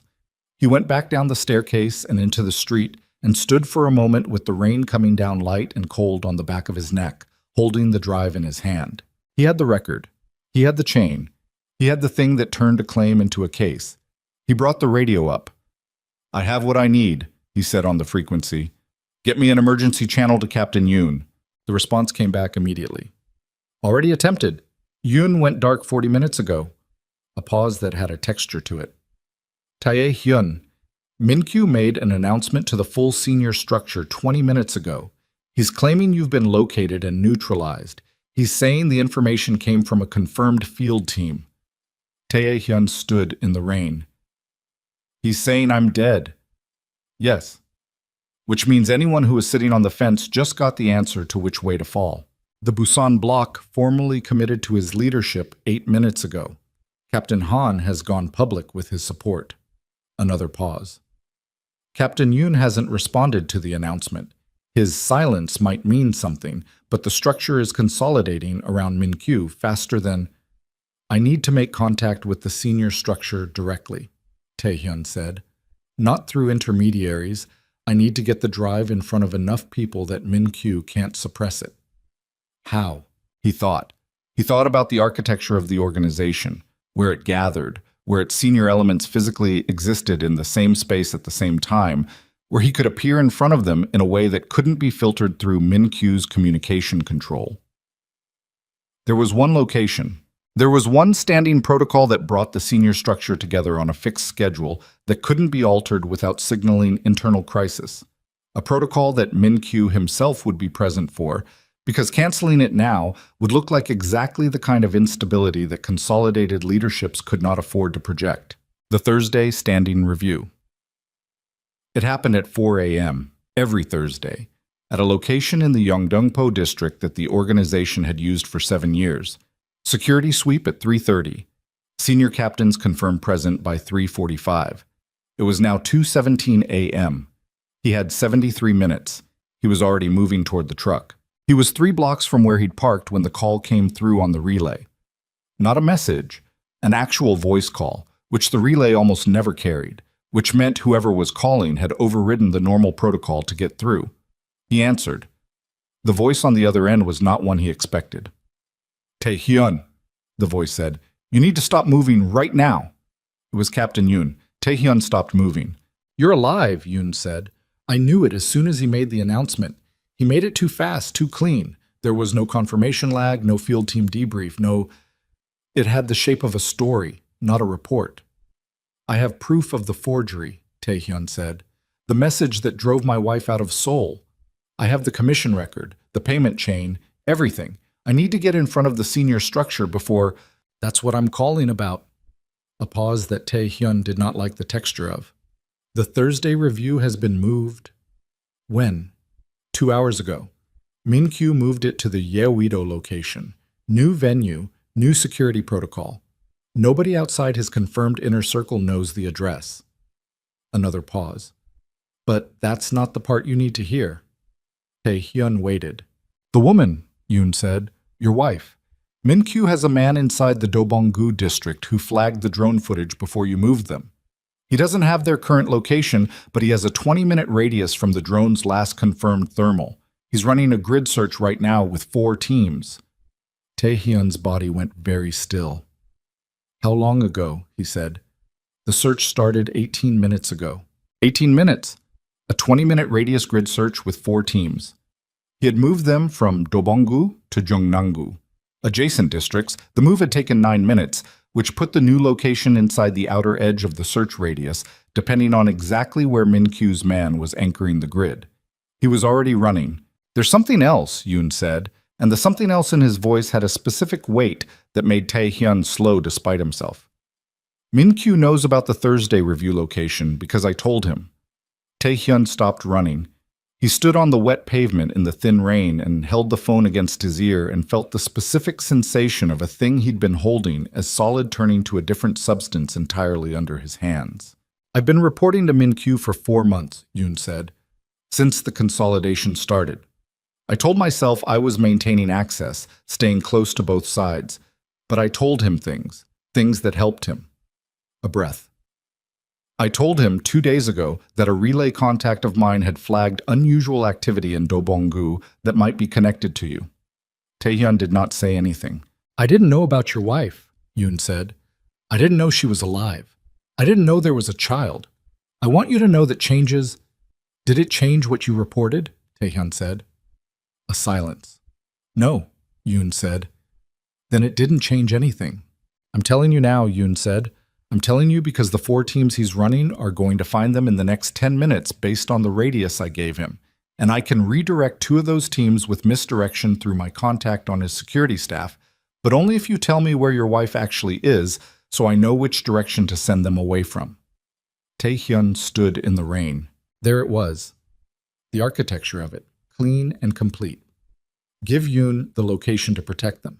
And Yoon was a man who had been reporting to Min-kyu for 4 months and had just told him so, which either meant Yoon was genuinely trying to course correct or meant that Min-kyu had calculated that Tae-hyun's only move was to trust someone and had put Yoon in position to be that someone, and there was no way to know which it was from where he was standing. He thought about Amara in the apartment on the 3rd floor. He thought about Jae, less than 2 hours old, in a city full of people with standing orders to leave no evidence of the child. He thought about the drive in his hand. "I'm not telling you where they are," Taehyun said, "but I need you to do something for me anyway." "What?" "Get me into the Thursday review, whatever location Min-kyu moved it to. Get me into that room." He started moving again, faster now. "And when I walk in, don't be surprised." He ended the call and broke into a full run, and the rain came down cold on his face, and he ran through it without feeling it, running the only calculation that mattered right now, which was whether he could get back to the apartment building before he made it back to the building in 6 minutes. 6 minutes of running through streets that were finally emptying of rain, the storm having spent itself sometime in the last hour and left behind only the wet residue of itself. Slicked pavement, dripping gutters, the smell of concrete that had been cold and wet for so long it had forgotten what dry felt like. Tae-hyun ran without caring about visibility or noise, calculating as he ran, because the time for careful movement was finished. Careful movement was for situations where you had margin. He had no margin left. He took the building's front entrance rather than the side, faster by 40 seconds, and hit the stairwell at full speed and went up 3 flights with his hand barely touching the rail. And when he came through the apartment door, the woman with no name was already on her feet and moving toward him with the expression of someone who had been listening to the building and the street for the last hour and had already registered something wrong before he arrived. "Someone walked the street twice," she said. "Same man, different direction each time, 15 minutes ago and 8 minutes ago." Grid search, already inside the radius. "Can she move?" he said. The woman looked at him with the specific expression of someone who has been asked this question twice tonight and finds it no more answerable the second time. "She just delivered a baby 2 hours ago." "I know what she just did." "Then you know what moving her means." He went to the bedroom doorway. Amara was awake. He didn't think she'd slept at all, didn't think sleep was available to her yet, in the way it would be eventually, when the body finally collected what was owed, sitting up against the headboard with Jae against her chest. And she looked at him when he came in with eyes that had already read the shape of his face and arrived at the conclusion before he said anything. "How long?" she said. "Minutes. Maybe less." She nodded once. She looked down at Jae for 1 second, just one, with the expression that he still couldn't look at directly for too long. Then she looked back up. "Tell me what to do," she said. He told her. The building had a basement access through the kitchen, a maintenance space that connected via a utility corridor to the adjacent building, a feature he knew about because he'd had the corridor put in 4 years ago when he bought both properties simultaneously through separate shells for exactly this contingency. The corridor was low and narrow and smelled like old pipe insulation, and the particular cold of spaces that never received direct heat. It was 60 meters long and ended at a steel door that opened into the basement of the adjacent building, which was a commercial printing operation that ran day shifts only and was empty and dark at this hour. He got Amara moving. The woman with no name carried Jay, wrapped and quiet, in a way that newborns sometimes are when the world is too large and new and they have not yet decided how to respond to it. They went through the kitchen and down the basement stairs and into the corridor, and Taehyun went last, pulling the basement door closed behind him. The corridor was exactly as he remembered it. He navigated it from memory in the dark, one hand on the right wall, counting his steps, because there was a junction at meter 40 where a wrong turn led to the building's main utility space and a dead end, and he needed the left branch at that junction, and he hit it at the right count and took it, and 30 seconds later the steel door at the end was in front of him. He eased it open. The printing shop's basement was stacked with paper stock and chemical containers, and the heavy, silent presence of machinery that was resting. A single emergency light provided a green-tinted orientation point. He brought them through and up the interior stairs and through the shop floor, moving between the press machines in single file, and out the shop's rear delivery door onto the alley behind the building. A car was waiting. He had called it on the run back to the building. A contact number he'd had for 6 years, a driver who operated outside the syndicate structure and who answered to simple economics and had, to Taehyun's knowledge, never failed to be where he said he would be. The car was a common sedan, silver, indistinguishable from the 80,000 other silver sedans in Seoul. The driver looked straight ahead. Taehyun put Amar in the back with Jay and the woman and got in the front, and the car moved. "Where?" the driver said. Taehyun gave him an address in Yeouido. The driver showed no reaction. In 6 years, he had never shown a reaction to any address Taehyun had given him, which was the primary reason Taehyun had kept the number. In the back seat, Amara was doing something with her breathing, a deliberate regulation of it, the technique of someone who understood that physical systems could be managed to some degree if you stayed conscious of them. She was pale in the way that effort and blood loss in 2 hours of the most physically demanding thing a body can do produce paleness, but her eyes were clear and tracking, and her jaw was the jaw he'd known for 4 years, set in the particular way it set, when she had decided that something was what it was, and she was going to be in it rather than adjacent to it. "Where are we going?" she said. "The Thursday review," he said. "The meeting where Min-kyu consolidates his leadership in front of the senior structure of the organization." A silence. "You're going to walk into his meeting," she said. "Yes."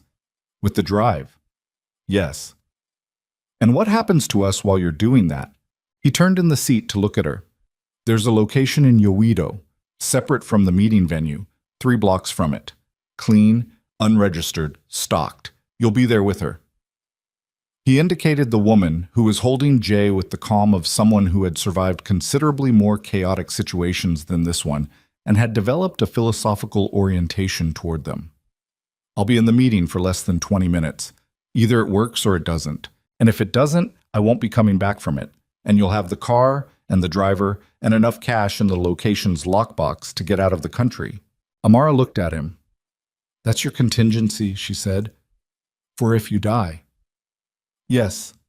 You've thought about it pretty completely." "I've had a long night to think." She held his gaze for a moment. The car moved through the pre-dawn streets of Seoul, which were empty in the way that cities are empty, at 3 a.m.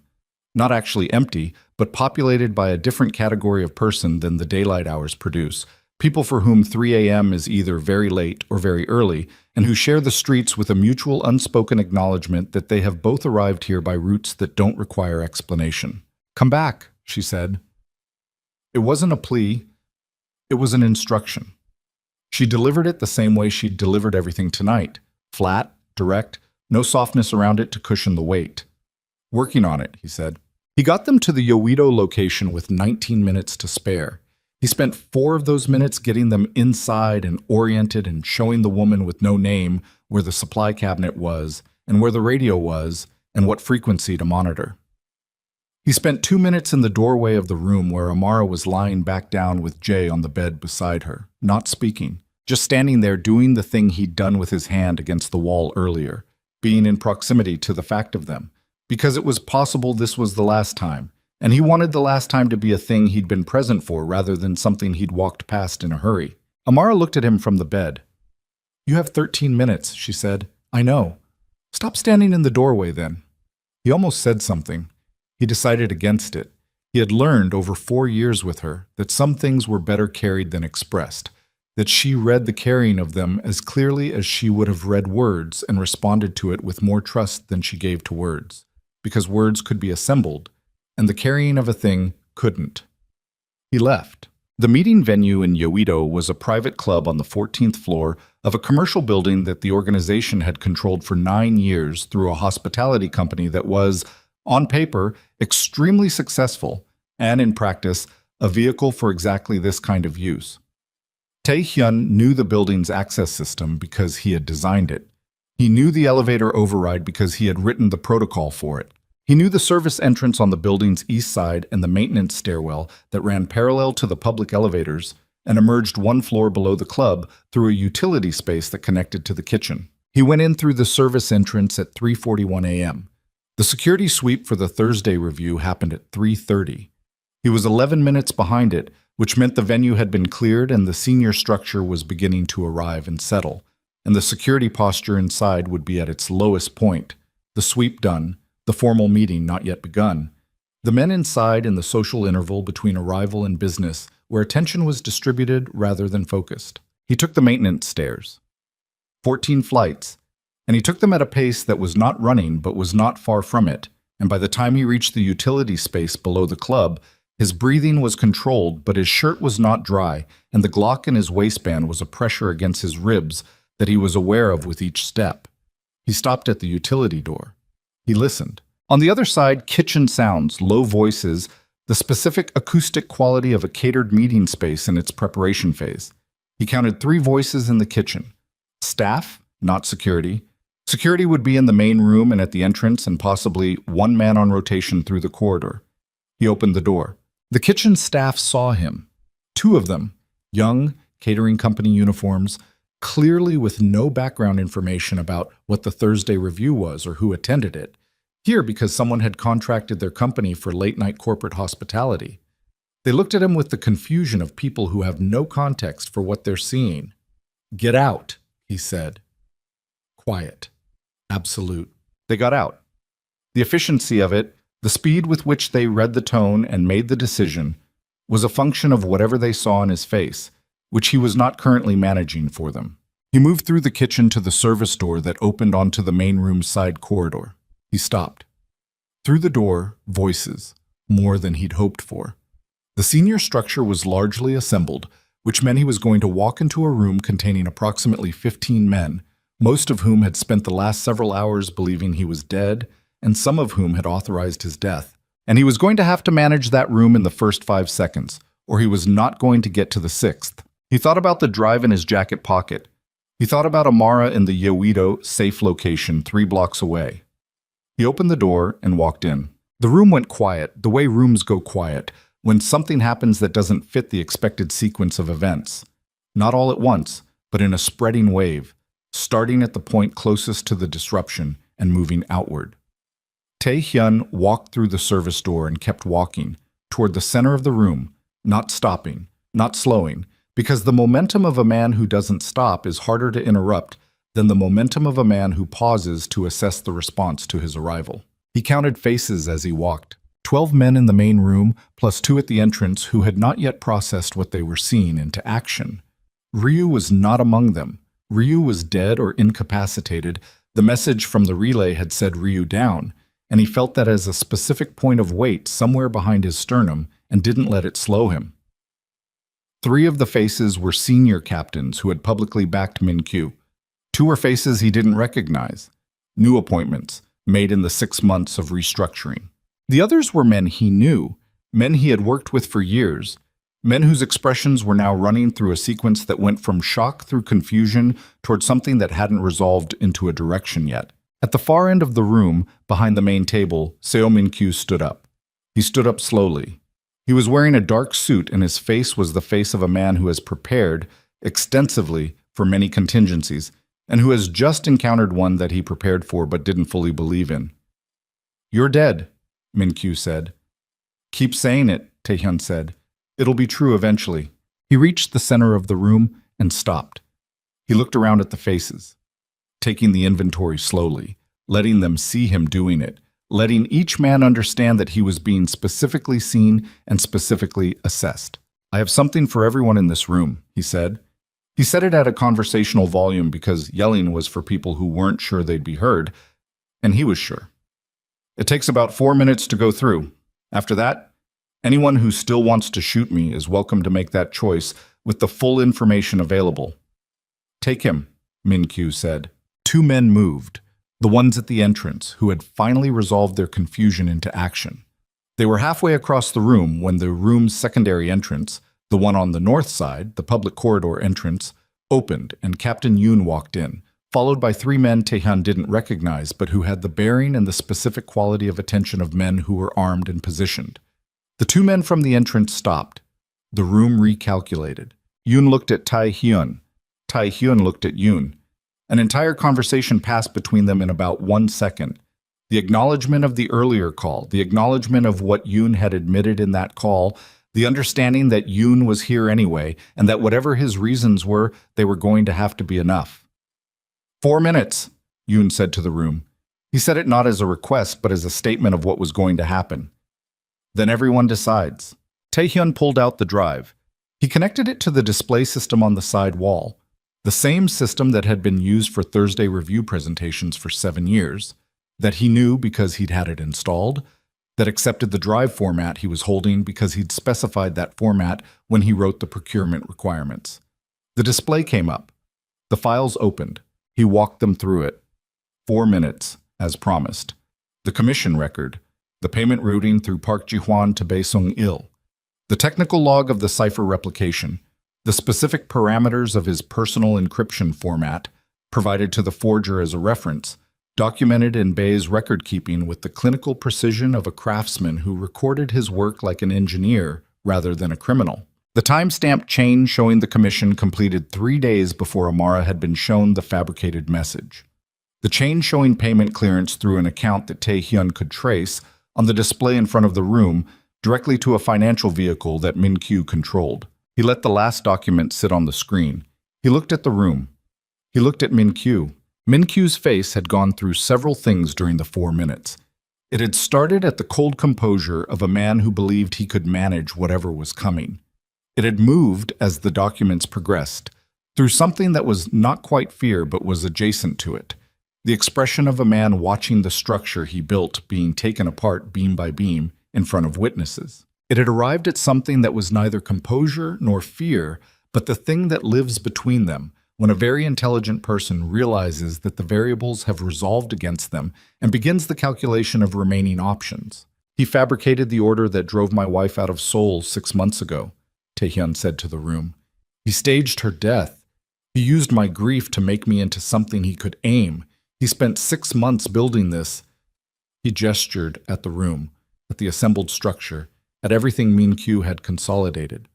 On the body of a woman who wasn't dead, and the child she was carrying, and the explicit order to make sure neither of them survived long enough to change that. He paused. "My son is 3 hours old." Silence. Not the silence of the room going quiet from shock this time. A different silence. The silence of a room in which men who deal in violence and calculation are doing a very specific kind of calculation, running the numbers on what they've been part of, what their names are attached to, what the shape of the next hours and days looks like from where they're standing. Min-kyu moved. He didn't go for a weapon. Taehyun watched his hands, and his hands were empty, were open, were the hands of a man who understood that the ground had shifted and was trying to find a new position on it. He moved toward the room's north side, toward the corridor entrance, and Yoon's 3 men moved to close it, and Min-kyu stopped. "Everything on that drive was fabricated by Kang's people," Min-kyu said to the room. His voice was the voice of a man who was still trying. "He's had time to build whatever story he needed. Think about who has access to Bae's operation. Think about who..." Bae-sung-il is in Gimpo right now, Tae-hyun said. On his way out of the country. I told him to leave. You can reach him and ask him yourself if you want to spend the next 4 minutes finding out whether he answers your call or mine. Min-kyu stopped talking. One of the senior captains who had publicly backed Min-kyu, a man named Choi, who had been with the organization for 8 years, who Tae-hyun had personally recruited from a rival faction because he was one of the most tactically competent people he'd ever evaluated, stood up from the table. Choi looked at the screen. He looked at Min-kyu. He sat back down, which was not a declaration but was a withdrawal of active support, and in a room like this one, that was the same thing. Min-kyu looked at Tae-hyun across the room. The mask was gone now, not the composure. The composure was still technically present, maintained through what was clearly considerable effort. But the thing behind the mask, the version of Min-kyu that had spent 11 years wearing the face of a loyal second while he built something else underneath. That was visible now. It looked, Tae-hyun thought, almost like relief, the specific relief of a man who no longer has to hold the performance. You were never going to be enough, Min-kyu said. You know that. You were always the weapon, never the architect. I know, Tae-hyun said. You're right. Min-kyu looked at him. You were always better at building than I was, Tae-hyun continued.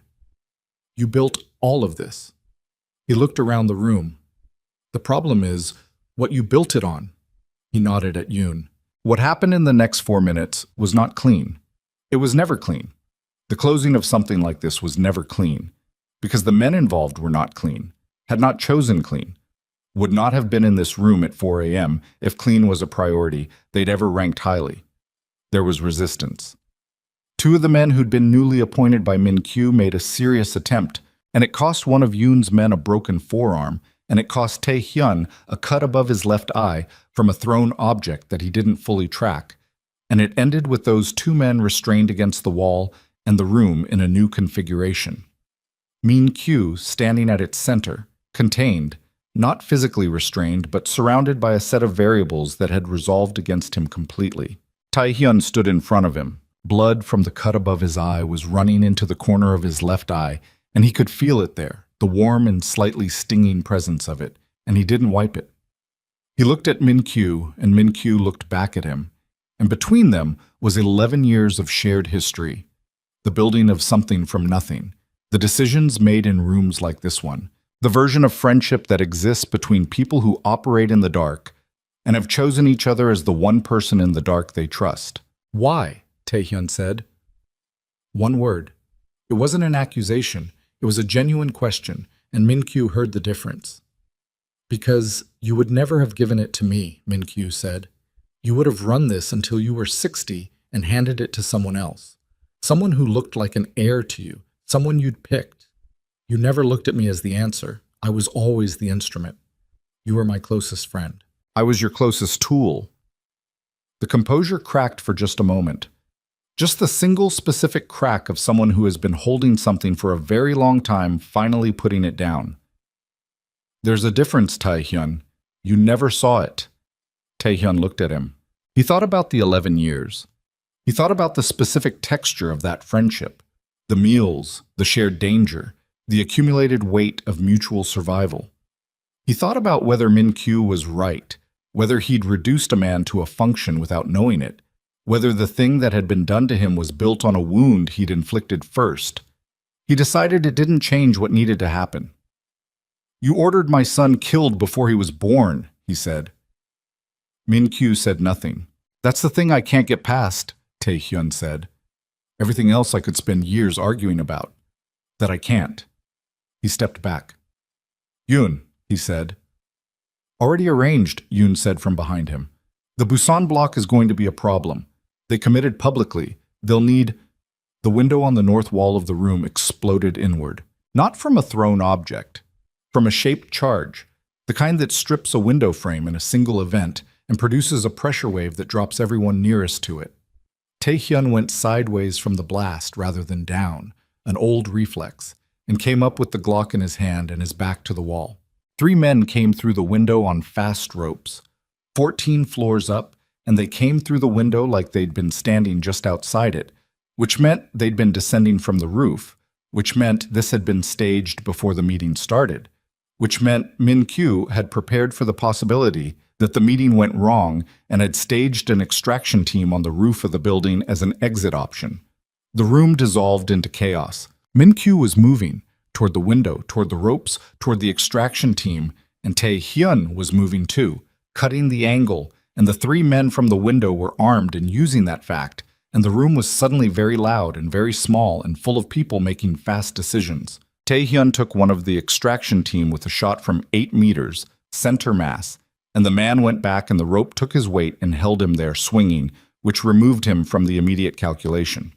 The second man turned toward Tae-hyun and fired twice, and both shots hit the wall to Tae-hyun's left, because Tae-hyun had moved at the first sign of the turn and the second man was tracking behind him.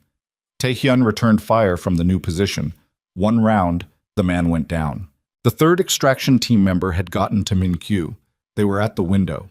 Tae-hyun ran. He covered the distance across the room in 4 seconds, which was not enough.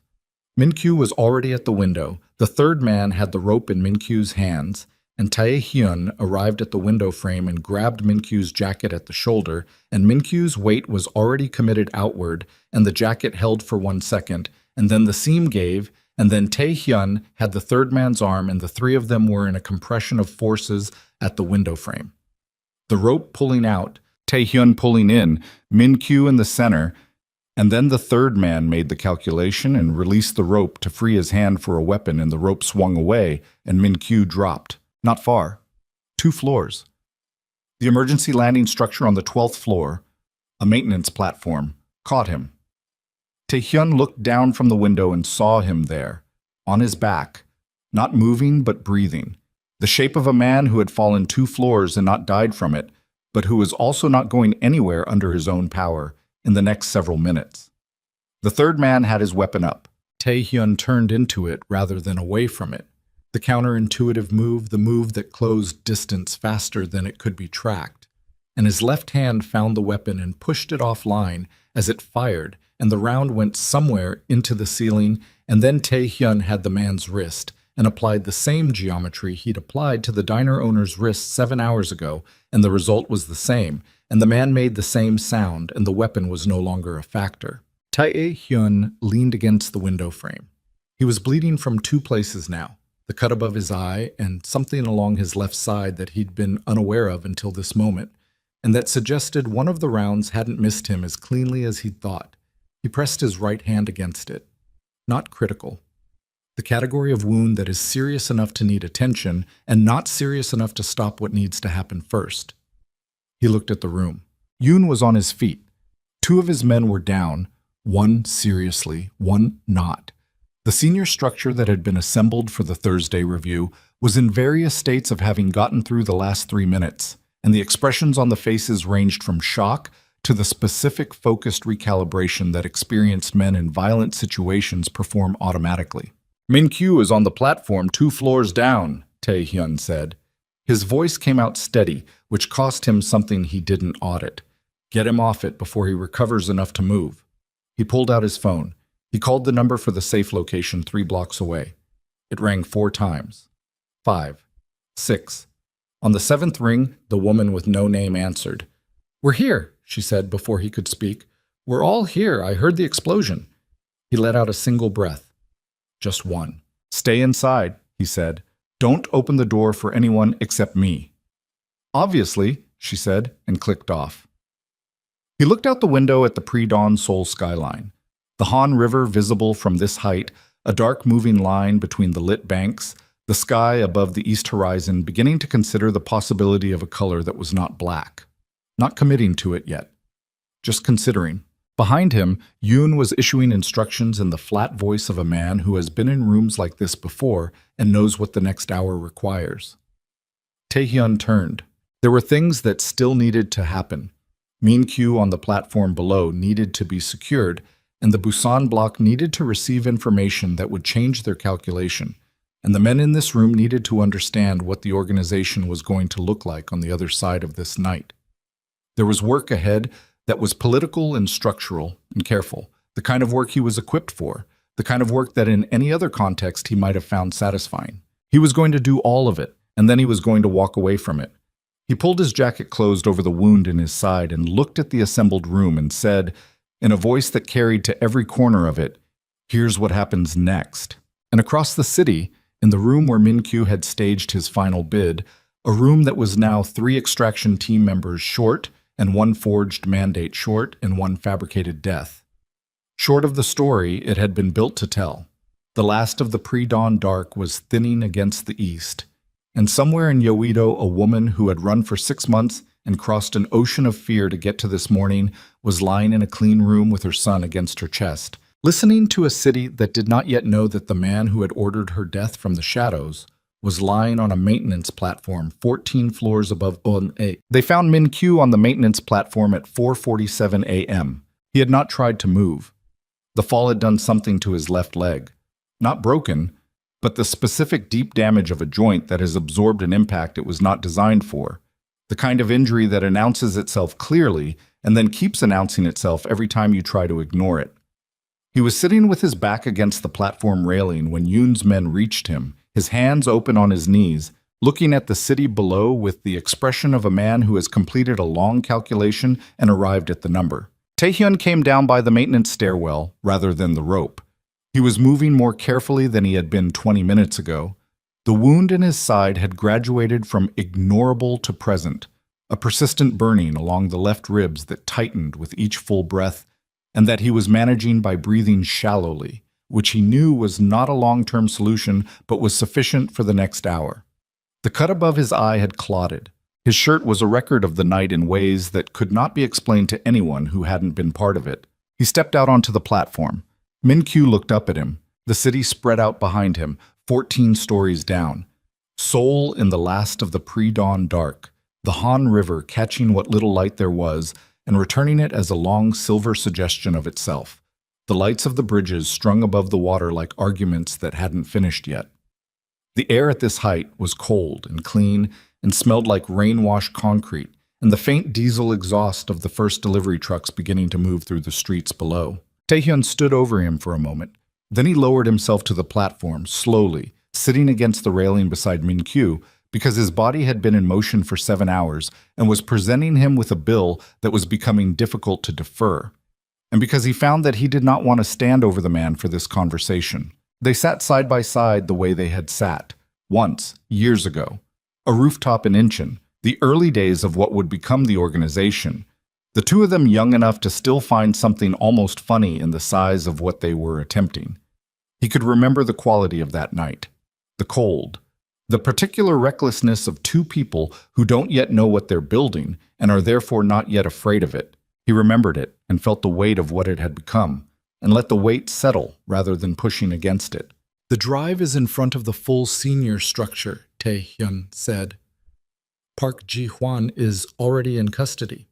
Yoon's people picked him up 40 minutes ago. He gave a full account in under 10 minutes, which tells you something about what his loyalty to you was actually worth." He paused. "Bae Sung-il is somewhere over the East Sea by now. I made him a promise, and I'll keep it. He won't be coming back, which is sufficient." Min-Kyu was looking at the river. "The Busan bloc will fold when they see the payment chain," Taehyun continued. "They committed publicly, but public commitments are economic decisions, and the economics just changed. Captain Han is a different problem. He's genuinely ideological about leadership transition, and he'll need to see the forgery documentation presented formally before he accepts it. That'll take another day, but he'll accept it." "You've already planned the whole recovery," Min-Kyu said. His voice was flat and even, the voice of a man whose energy was going to maintaining the flatness rather than the evenness. "Of course you have. I've planned enough of it to make sure it holds without me." Min-Kyu turned his head. The first time he'd looked directly at Taehyun since they'd come to be sitting here. "Without you," he said. "I'm not coming back to it," Taehyun said. "Whatever happens this morning, the leadership question, the structure, the territory, I'm not the answer to it. Yoon will manage the transition. He has enough support now, and he has the documentation, and he understands what it costs to run the thing, because he's been watching it run for 9 years. He looked at the river. "I'm done with it." Min-Kyu was quiet for a moment. "Because of her," he said. "Because of a lot of things. She's one of them." You would have been done with it eventually anyway, Min-Kyu said. That was always the problem. You were always building toward an exit. You just never told me that. And I spent 11 years assuming you'd run it forever, and I built everything on that assumption. A breath. If you'd told me you were going to walk away eventually, you still would have done it, Tae-hyun said. A silence. Yes, Min-Kyu said. Probably. It was the most honest thing he'd said all night, and Tae-hyun heard it as such. He didn't know what to do with the honesty except receive it and not pretend it resolved anything, because it didn't. Honesty at the end of things is not the same as honesty that changes anything. It's just the weight of a thing, finally set down where it can be seen. The order about the child, Tae-hyun said. Min-Kyu's jaw moved. Look at me, Tae-hyun said. Min-Kyu looked at him. I need to hear you say you understand what that was, Tae-hyun said, not raising his voice, not needing to. Not strategy. Not a loose end. You ordered a child killed. A child who had been alive for 3 hours and had not chosen any part of this. The expression on Min-Kyu's face moved through several things. The composure was gone now. Had been gone since the room, since the documents on the screen, since the extraction team had not gotten him far enough fast enough. What was left was something that might have been, under different circumstances, a man's face in an unguarded moment. Something that carried, buried very deep, a quality that was not quite shame, but was adjacent to it. The specific expression of a person who has looked at one of their own actions from enough distance to see what it actually was. I understand what it was, Min-Kyu said. Then you understand why there's no version of this where we discuss terms, Tae-hyun said. Why there's no version where I weigh what we built against what you tried to do. The math doesn't work that way. Min-Kyu nodded slowly. One nod, deliberate, the acknowledgement of a man who has been playing a complex game and has reached the point where the complexity is over and only the simple thing remains. They sat in silence for a moment. Below them, the city was beginning to stir, the first light of morning pressing at the horizon, the streets beginning to receive the early movement of a city returning to itself after the night.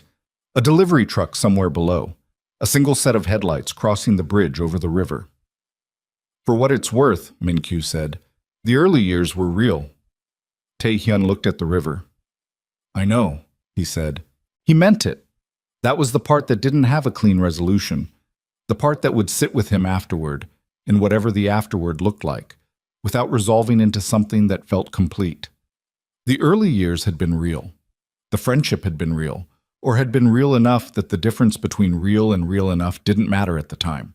You could not build 11 years of shared experience and have it be entirely performance. Something in it had been genuine. That something had not been enough to stop what happened.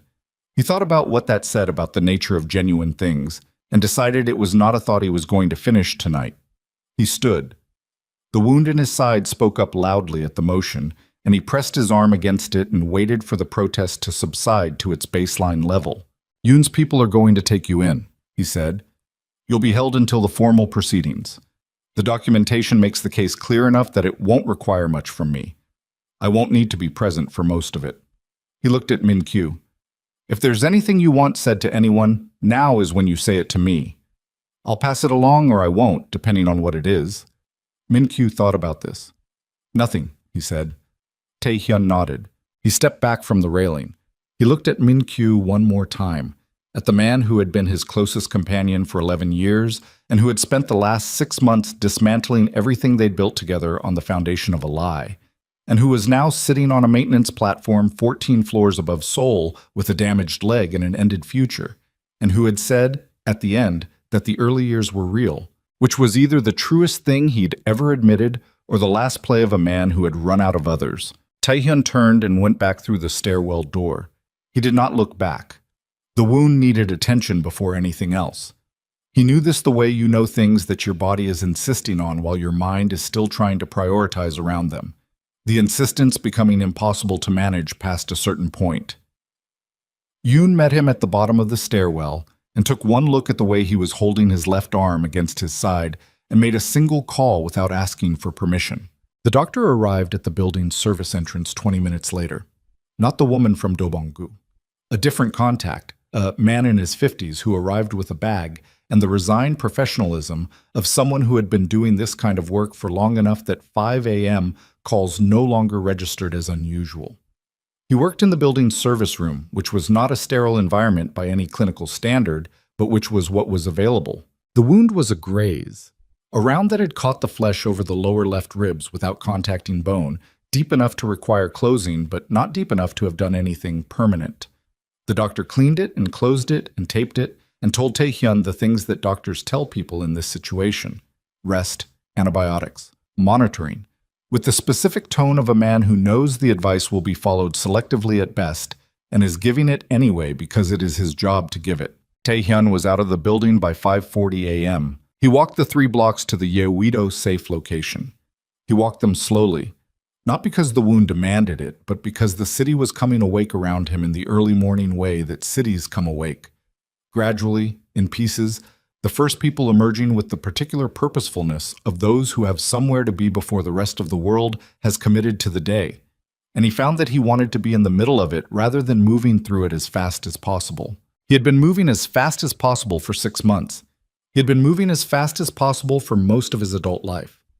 The air was cold and washed clean by the night's rain, and the river was visible at the end of the cross streets as he walked, that flat silver gray of early water under early sky, and he breathed it in carefully around the tightness in his side and let the morning be what it was. He knocked on the safe location door. The woman with no name opened it. She looked at him, at the cut above his eye, at the way he was standing, at the specific quality of a man who has been through a very long night and has arrived somewhere on the other side of it that is not yet intelligible but is at least stable. She stepped back without saying anything and let him in.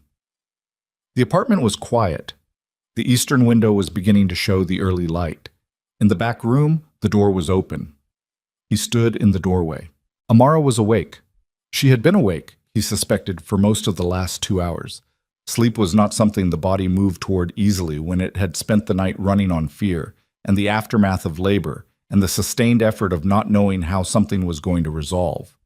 She was sitting up in the bed with Jay asleep against her, and the light from the window was coming across both of them at a low angle. The specific light of very early morning that has no color yet, and is therefore somehow the most honest light there is. She looked at him. She looked at the cut, and at the arm pressed to his side and at his face, and she did the reading that she had always been able to do, had done it 4 years ago when they first met, had done it across every subsequent year, had apparently never lost the capacity for it despite 6 months of enforced absence and deliberate fear. And when she finished the reading, her face did not do the thing he might have expected, the relief or the softness or the release. It did something quieter than any of those. "You're bleeding," she said. "It's closed," he said. "Doctor already handled it. Come here." He crossed the room and sat on the edge of the bed, the same side he'd sat on before he left, and the mattress adjusted to his weight, and Jay shifted slightly in Amara's arms and made a small sound of protest at the disturbance without waking, and the 3 of them were in the early morning light in a room that was very still. "Min-kyu?" she said. Not a question. An inquiry about a status. "In custody. Yoon's people. The documentation is in front of the full senior structure, and the formal proceedings will move without me." "Without you," she said. "I'm done with it." She looked at him the way she'd looked at him on the platform in the rain before the drive to Nowon, measuring something, taking the weight of it, comparing the weight to something internal. "You mean it," she said. "Yes." "The last time you tried to step back from something in your world, it lasted 11 days, she said. "I know because I counted. I remember." "What's different now?" He looked at Jay, at the small sleeping face, the rise and fall of the tiny chest, the fist closed loosely beside the cheek in the way that very new people hold their hands, as if they're not sure yet what hands are for and are keeping options open. He looked at the face for long enough that the answer he was going to give, the considered, careful answer, became unnecessary, because the looking was already the answer, and they both knew it. "He is," Tae-hyun said. Amara was quiet. "And you," he said. She looked at the window. The light had shifted in the few minutes since he'd come in, was beginning to acquire color now, the first pale warmth of actual sunrise somewhere beyond the buildings, the sky moving from gray to a color that was not quite anything yet, but was on its way to being something. I spent 6 months being afraid of you, she said. Not afraid of the person I knew, afraid of the person I thought you'd become, the person Min-Kyu showed me. And then tonight She stopped, looked at her hands. I watched you in that kitchen with the skillet, and in the street, and in the truck, and I kept trying to fit what I was seeing into the story I'd been carrying, the story he built. She shook her head slightly. It didn't fit. I became worse things than Min-Kyu told you, Tae-hyun said. He didn't have to exaggerate what I was capable of. He just had to aim it. I know. I'm not asking you to— I know, she said again, more firmly. I'm not forgiving a story I haven't heard yet. I'm saying I know who you are well enough to know when someone is showing me a version of you and when they're showing me you. And what I saw tonight was you. She paused. The you that I'm also terrified of, because you're capable of things that— She stopped again, chose different words. But you. He sat with that. What do we do with that? He said. We figure it out, she said. Not tonight. Not in this room. Somewhere that isn't inside your world, where we can actually figure it out without people trying to kill us long enough to have the conversation properly. She looked at him. But we figure it out. It was not a declaration. It was not a promise or a resolution or any of the things that these moments in stories are supposed to be. It was an agreement to try, which was more honest than any of those things, and which cost both of them something real to make, because they were people who knew the difference between trying and arriving. Tae-hyun reached out and touched the side of Jae's face with 2 fingers. The same gesture he'd made in the No-On apartment when the world was still moving too fast to stop for it, and which he was making now in the stillness of the early morning, because the gesture was one he was going to keep making for as long as he was able. Jae's face turned toward it. He kept his fingers there for a moment and felt the warmth of the small face against his hand and thought about the 6 months, about the specific quality of grief that had followed the supposed death. The grief that Min-Kyu had known would be bottomless, had counted on being bottomless, had built 11 months of planning on the certainty of. It had been bottomless. He had not been wrong about that, but you could fill a bottomless thing, it turned out. Not from the top, not by adding until you ran out of adding, but by putting something inside it that had its own weight, its own gravity, its own pull toward continuation, something that changed the nature of the space. He thought about telling Amara this and decided it was not something that needed to be said. She would arrive at her own understanding of the same territory in her own time and in her own language, and the 2 understandings would be different from each other, and neither of them would be complete, and that would be sufficient. He left the room long enough to have a conversation with the woman with no name, to settle what needed settling, to express what she was owed in terms that went beyond the debt she'd called in on his behalf, to understand what she needed from him going forward, which was the same thing she'd always needed from him, which was nothing except the continued reality of his non-interference in her operation and his occasional availability to answer a radio call. He gave her a number that would work regardless of where he was. She gave him a look that said she would decide for herself when to use it. Then he made the calls that needed to be made. Captain Yoon received a 30-minute conversation that covered the structural transition, the Busan block management, the formal documentation process for Min-Kyu's proceedings, and the specific conditions under which Tae-hyun was stepping back from any formal role. Yoon was not surprised. He had been not surprised with the particular quality of a man who had been expecting a version of this conversation for some time, and had prepared his responses accordingly. They concluded the conversation with the specific pragmatic clarity of people who have survived a difficult night together and know exactly what the morning requires from each of them. The Busan block captain received a shorter call, 12 minutes. The documentation package transmitted through secure channel in the first 60 seconds. The subsequent 11 minutes a negotiation about face-saving that Tae-hyun conducted with more patience than he felt, because the patience was necessary, and because patience was a skill he had, and the situation required it. The Busan captain committed to a formal withdrawal of support for Min-Kyu's leadership claim by 9 a.m. In exchange, he was given certain assurances about territorial continuity that Tae-hyun was in a position to give because Yoon had already confirmed them. Captain Han did not answer his call. Han had gone dark and stayed dark, and Tae-hyun left a message that was not a message, but a transmission of the documentation package with a single line of text that said, "Verify the payment chain before you decide." He did not know whether Han would verify it or whether he would decide to be a problem regardless of what the verification showed. He added Han to the list of things that Yoon would need to manage, and Yoon was competent enough to manage him. By 7:15 a.m., the structure was holding. Not cleanly. Cleanly was not available, was never available in the aftermath of something like this. Because the people involved were not clean, and the situation was not clean, and the best you could say was that the worst of the instability had been addressed. And the remaining instability was the manageable kind. The kind that men like Yoon had spent their careers managing. Tae-hyun made the last call at 7:30. The man on the other end operated in a different world entirely. A legal world, a world of formal structures and documentation and the specific machinery of official processes, but a world that intersected at certain points with the one Tae-hyun was leaving, and those intersection points had been useful to both of them over the years.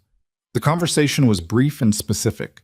It covered the framework for a voluntary surrender of certain organizational assets, the conditions under which certain information would be made available to authorities in ways that would enable prosecution without requiring Tae-hyun's direct cooperation, and the question of what kind of life was possible for a man walking away from the position Tae-hyun was walking away from. The answer to the last question was not simple. It was never simple. But it was possible. There were precedents, there were structures, there were specific legal instruments that addressed the specific shape of this situation. It would take time. It would require Tae-hyun to be somewhere stable and consistent and reachable while the process ran. It would require him to be somewhere. He had a place in mind. He went back to the room. Amara had slept for an hour while he was making calls. The sleep of complete physical exhaustion, the kind that takes you suddenly and completely in the middle of what you were doing, leaving you exactly where you were but offline. She woke up when he came back in, with the immediate alertness of someone who had been sleeping lightly in uncertain places for 6 months and whose nervous system had maintained its watch even through the sleep. "What time is it?" she said. "Almost 8. What happened while I was asleep?" Transition is holding. Yoon has the structure. Documentation is moving through the formal channels. He sat in the chair beside the bed. "I spoke to a lawyer, someone who handles the kind of situation I'm in. He's going to start working on a framework." Amara looked at him. "You're serious," she said. "I told you I was done with it." "People say that and then—" "I know what people do," he said. "I also know that I have a son who has been alive for approximately 5 hours, and who I would like to still be alive in 10 years. And the way I have been operating does not produce that outcome. The math is simple." She held his gaze. "It's not just math," she said. "No," he said. "It's not." She nodded slowly. She looked at Jae, who had woken while Tae-hyun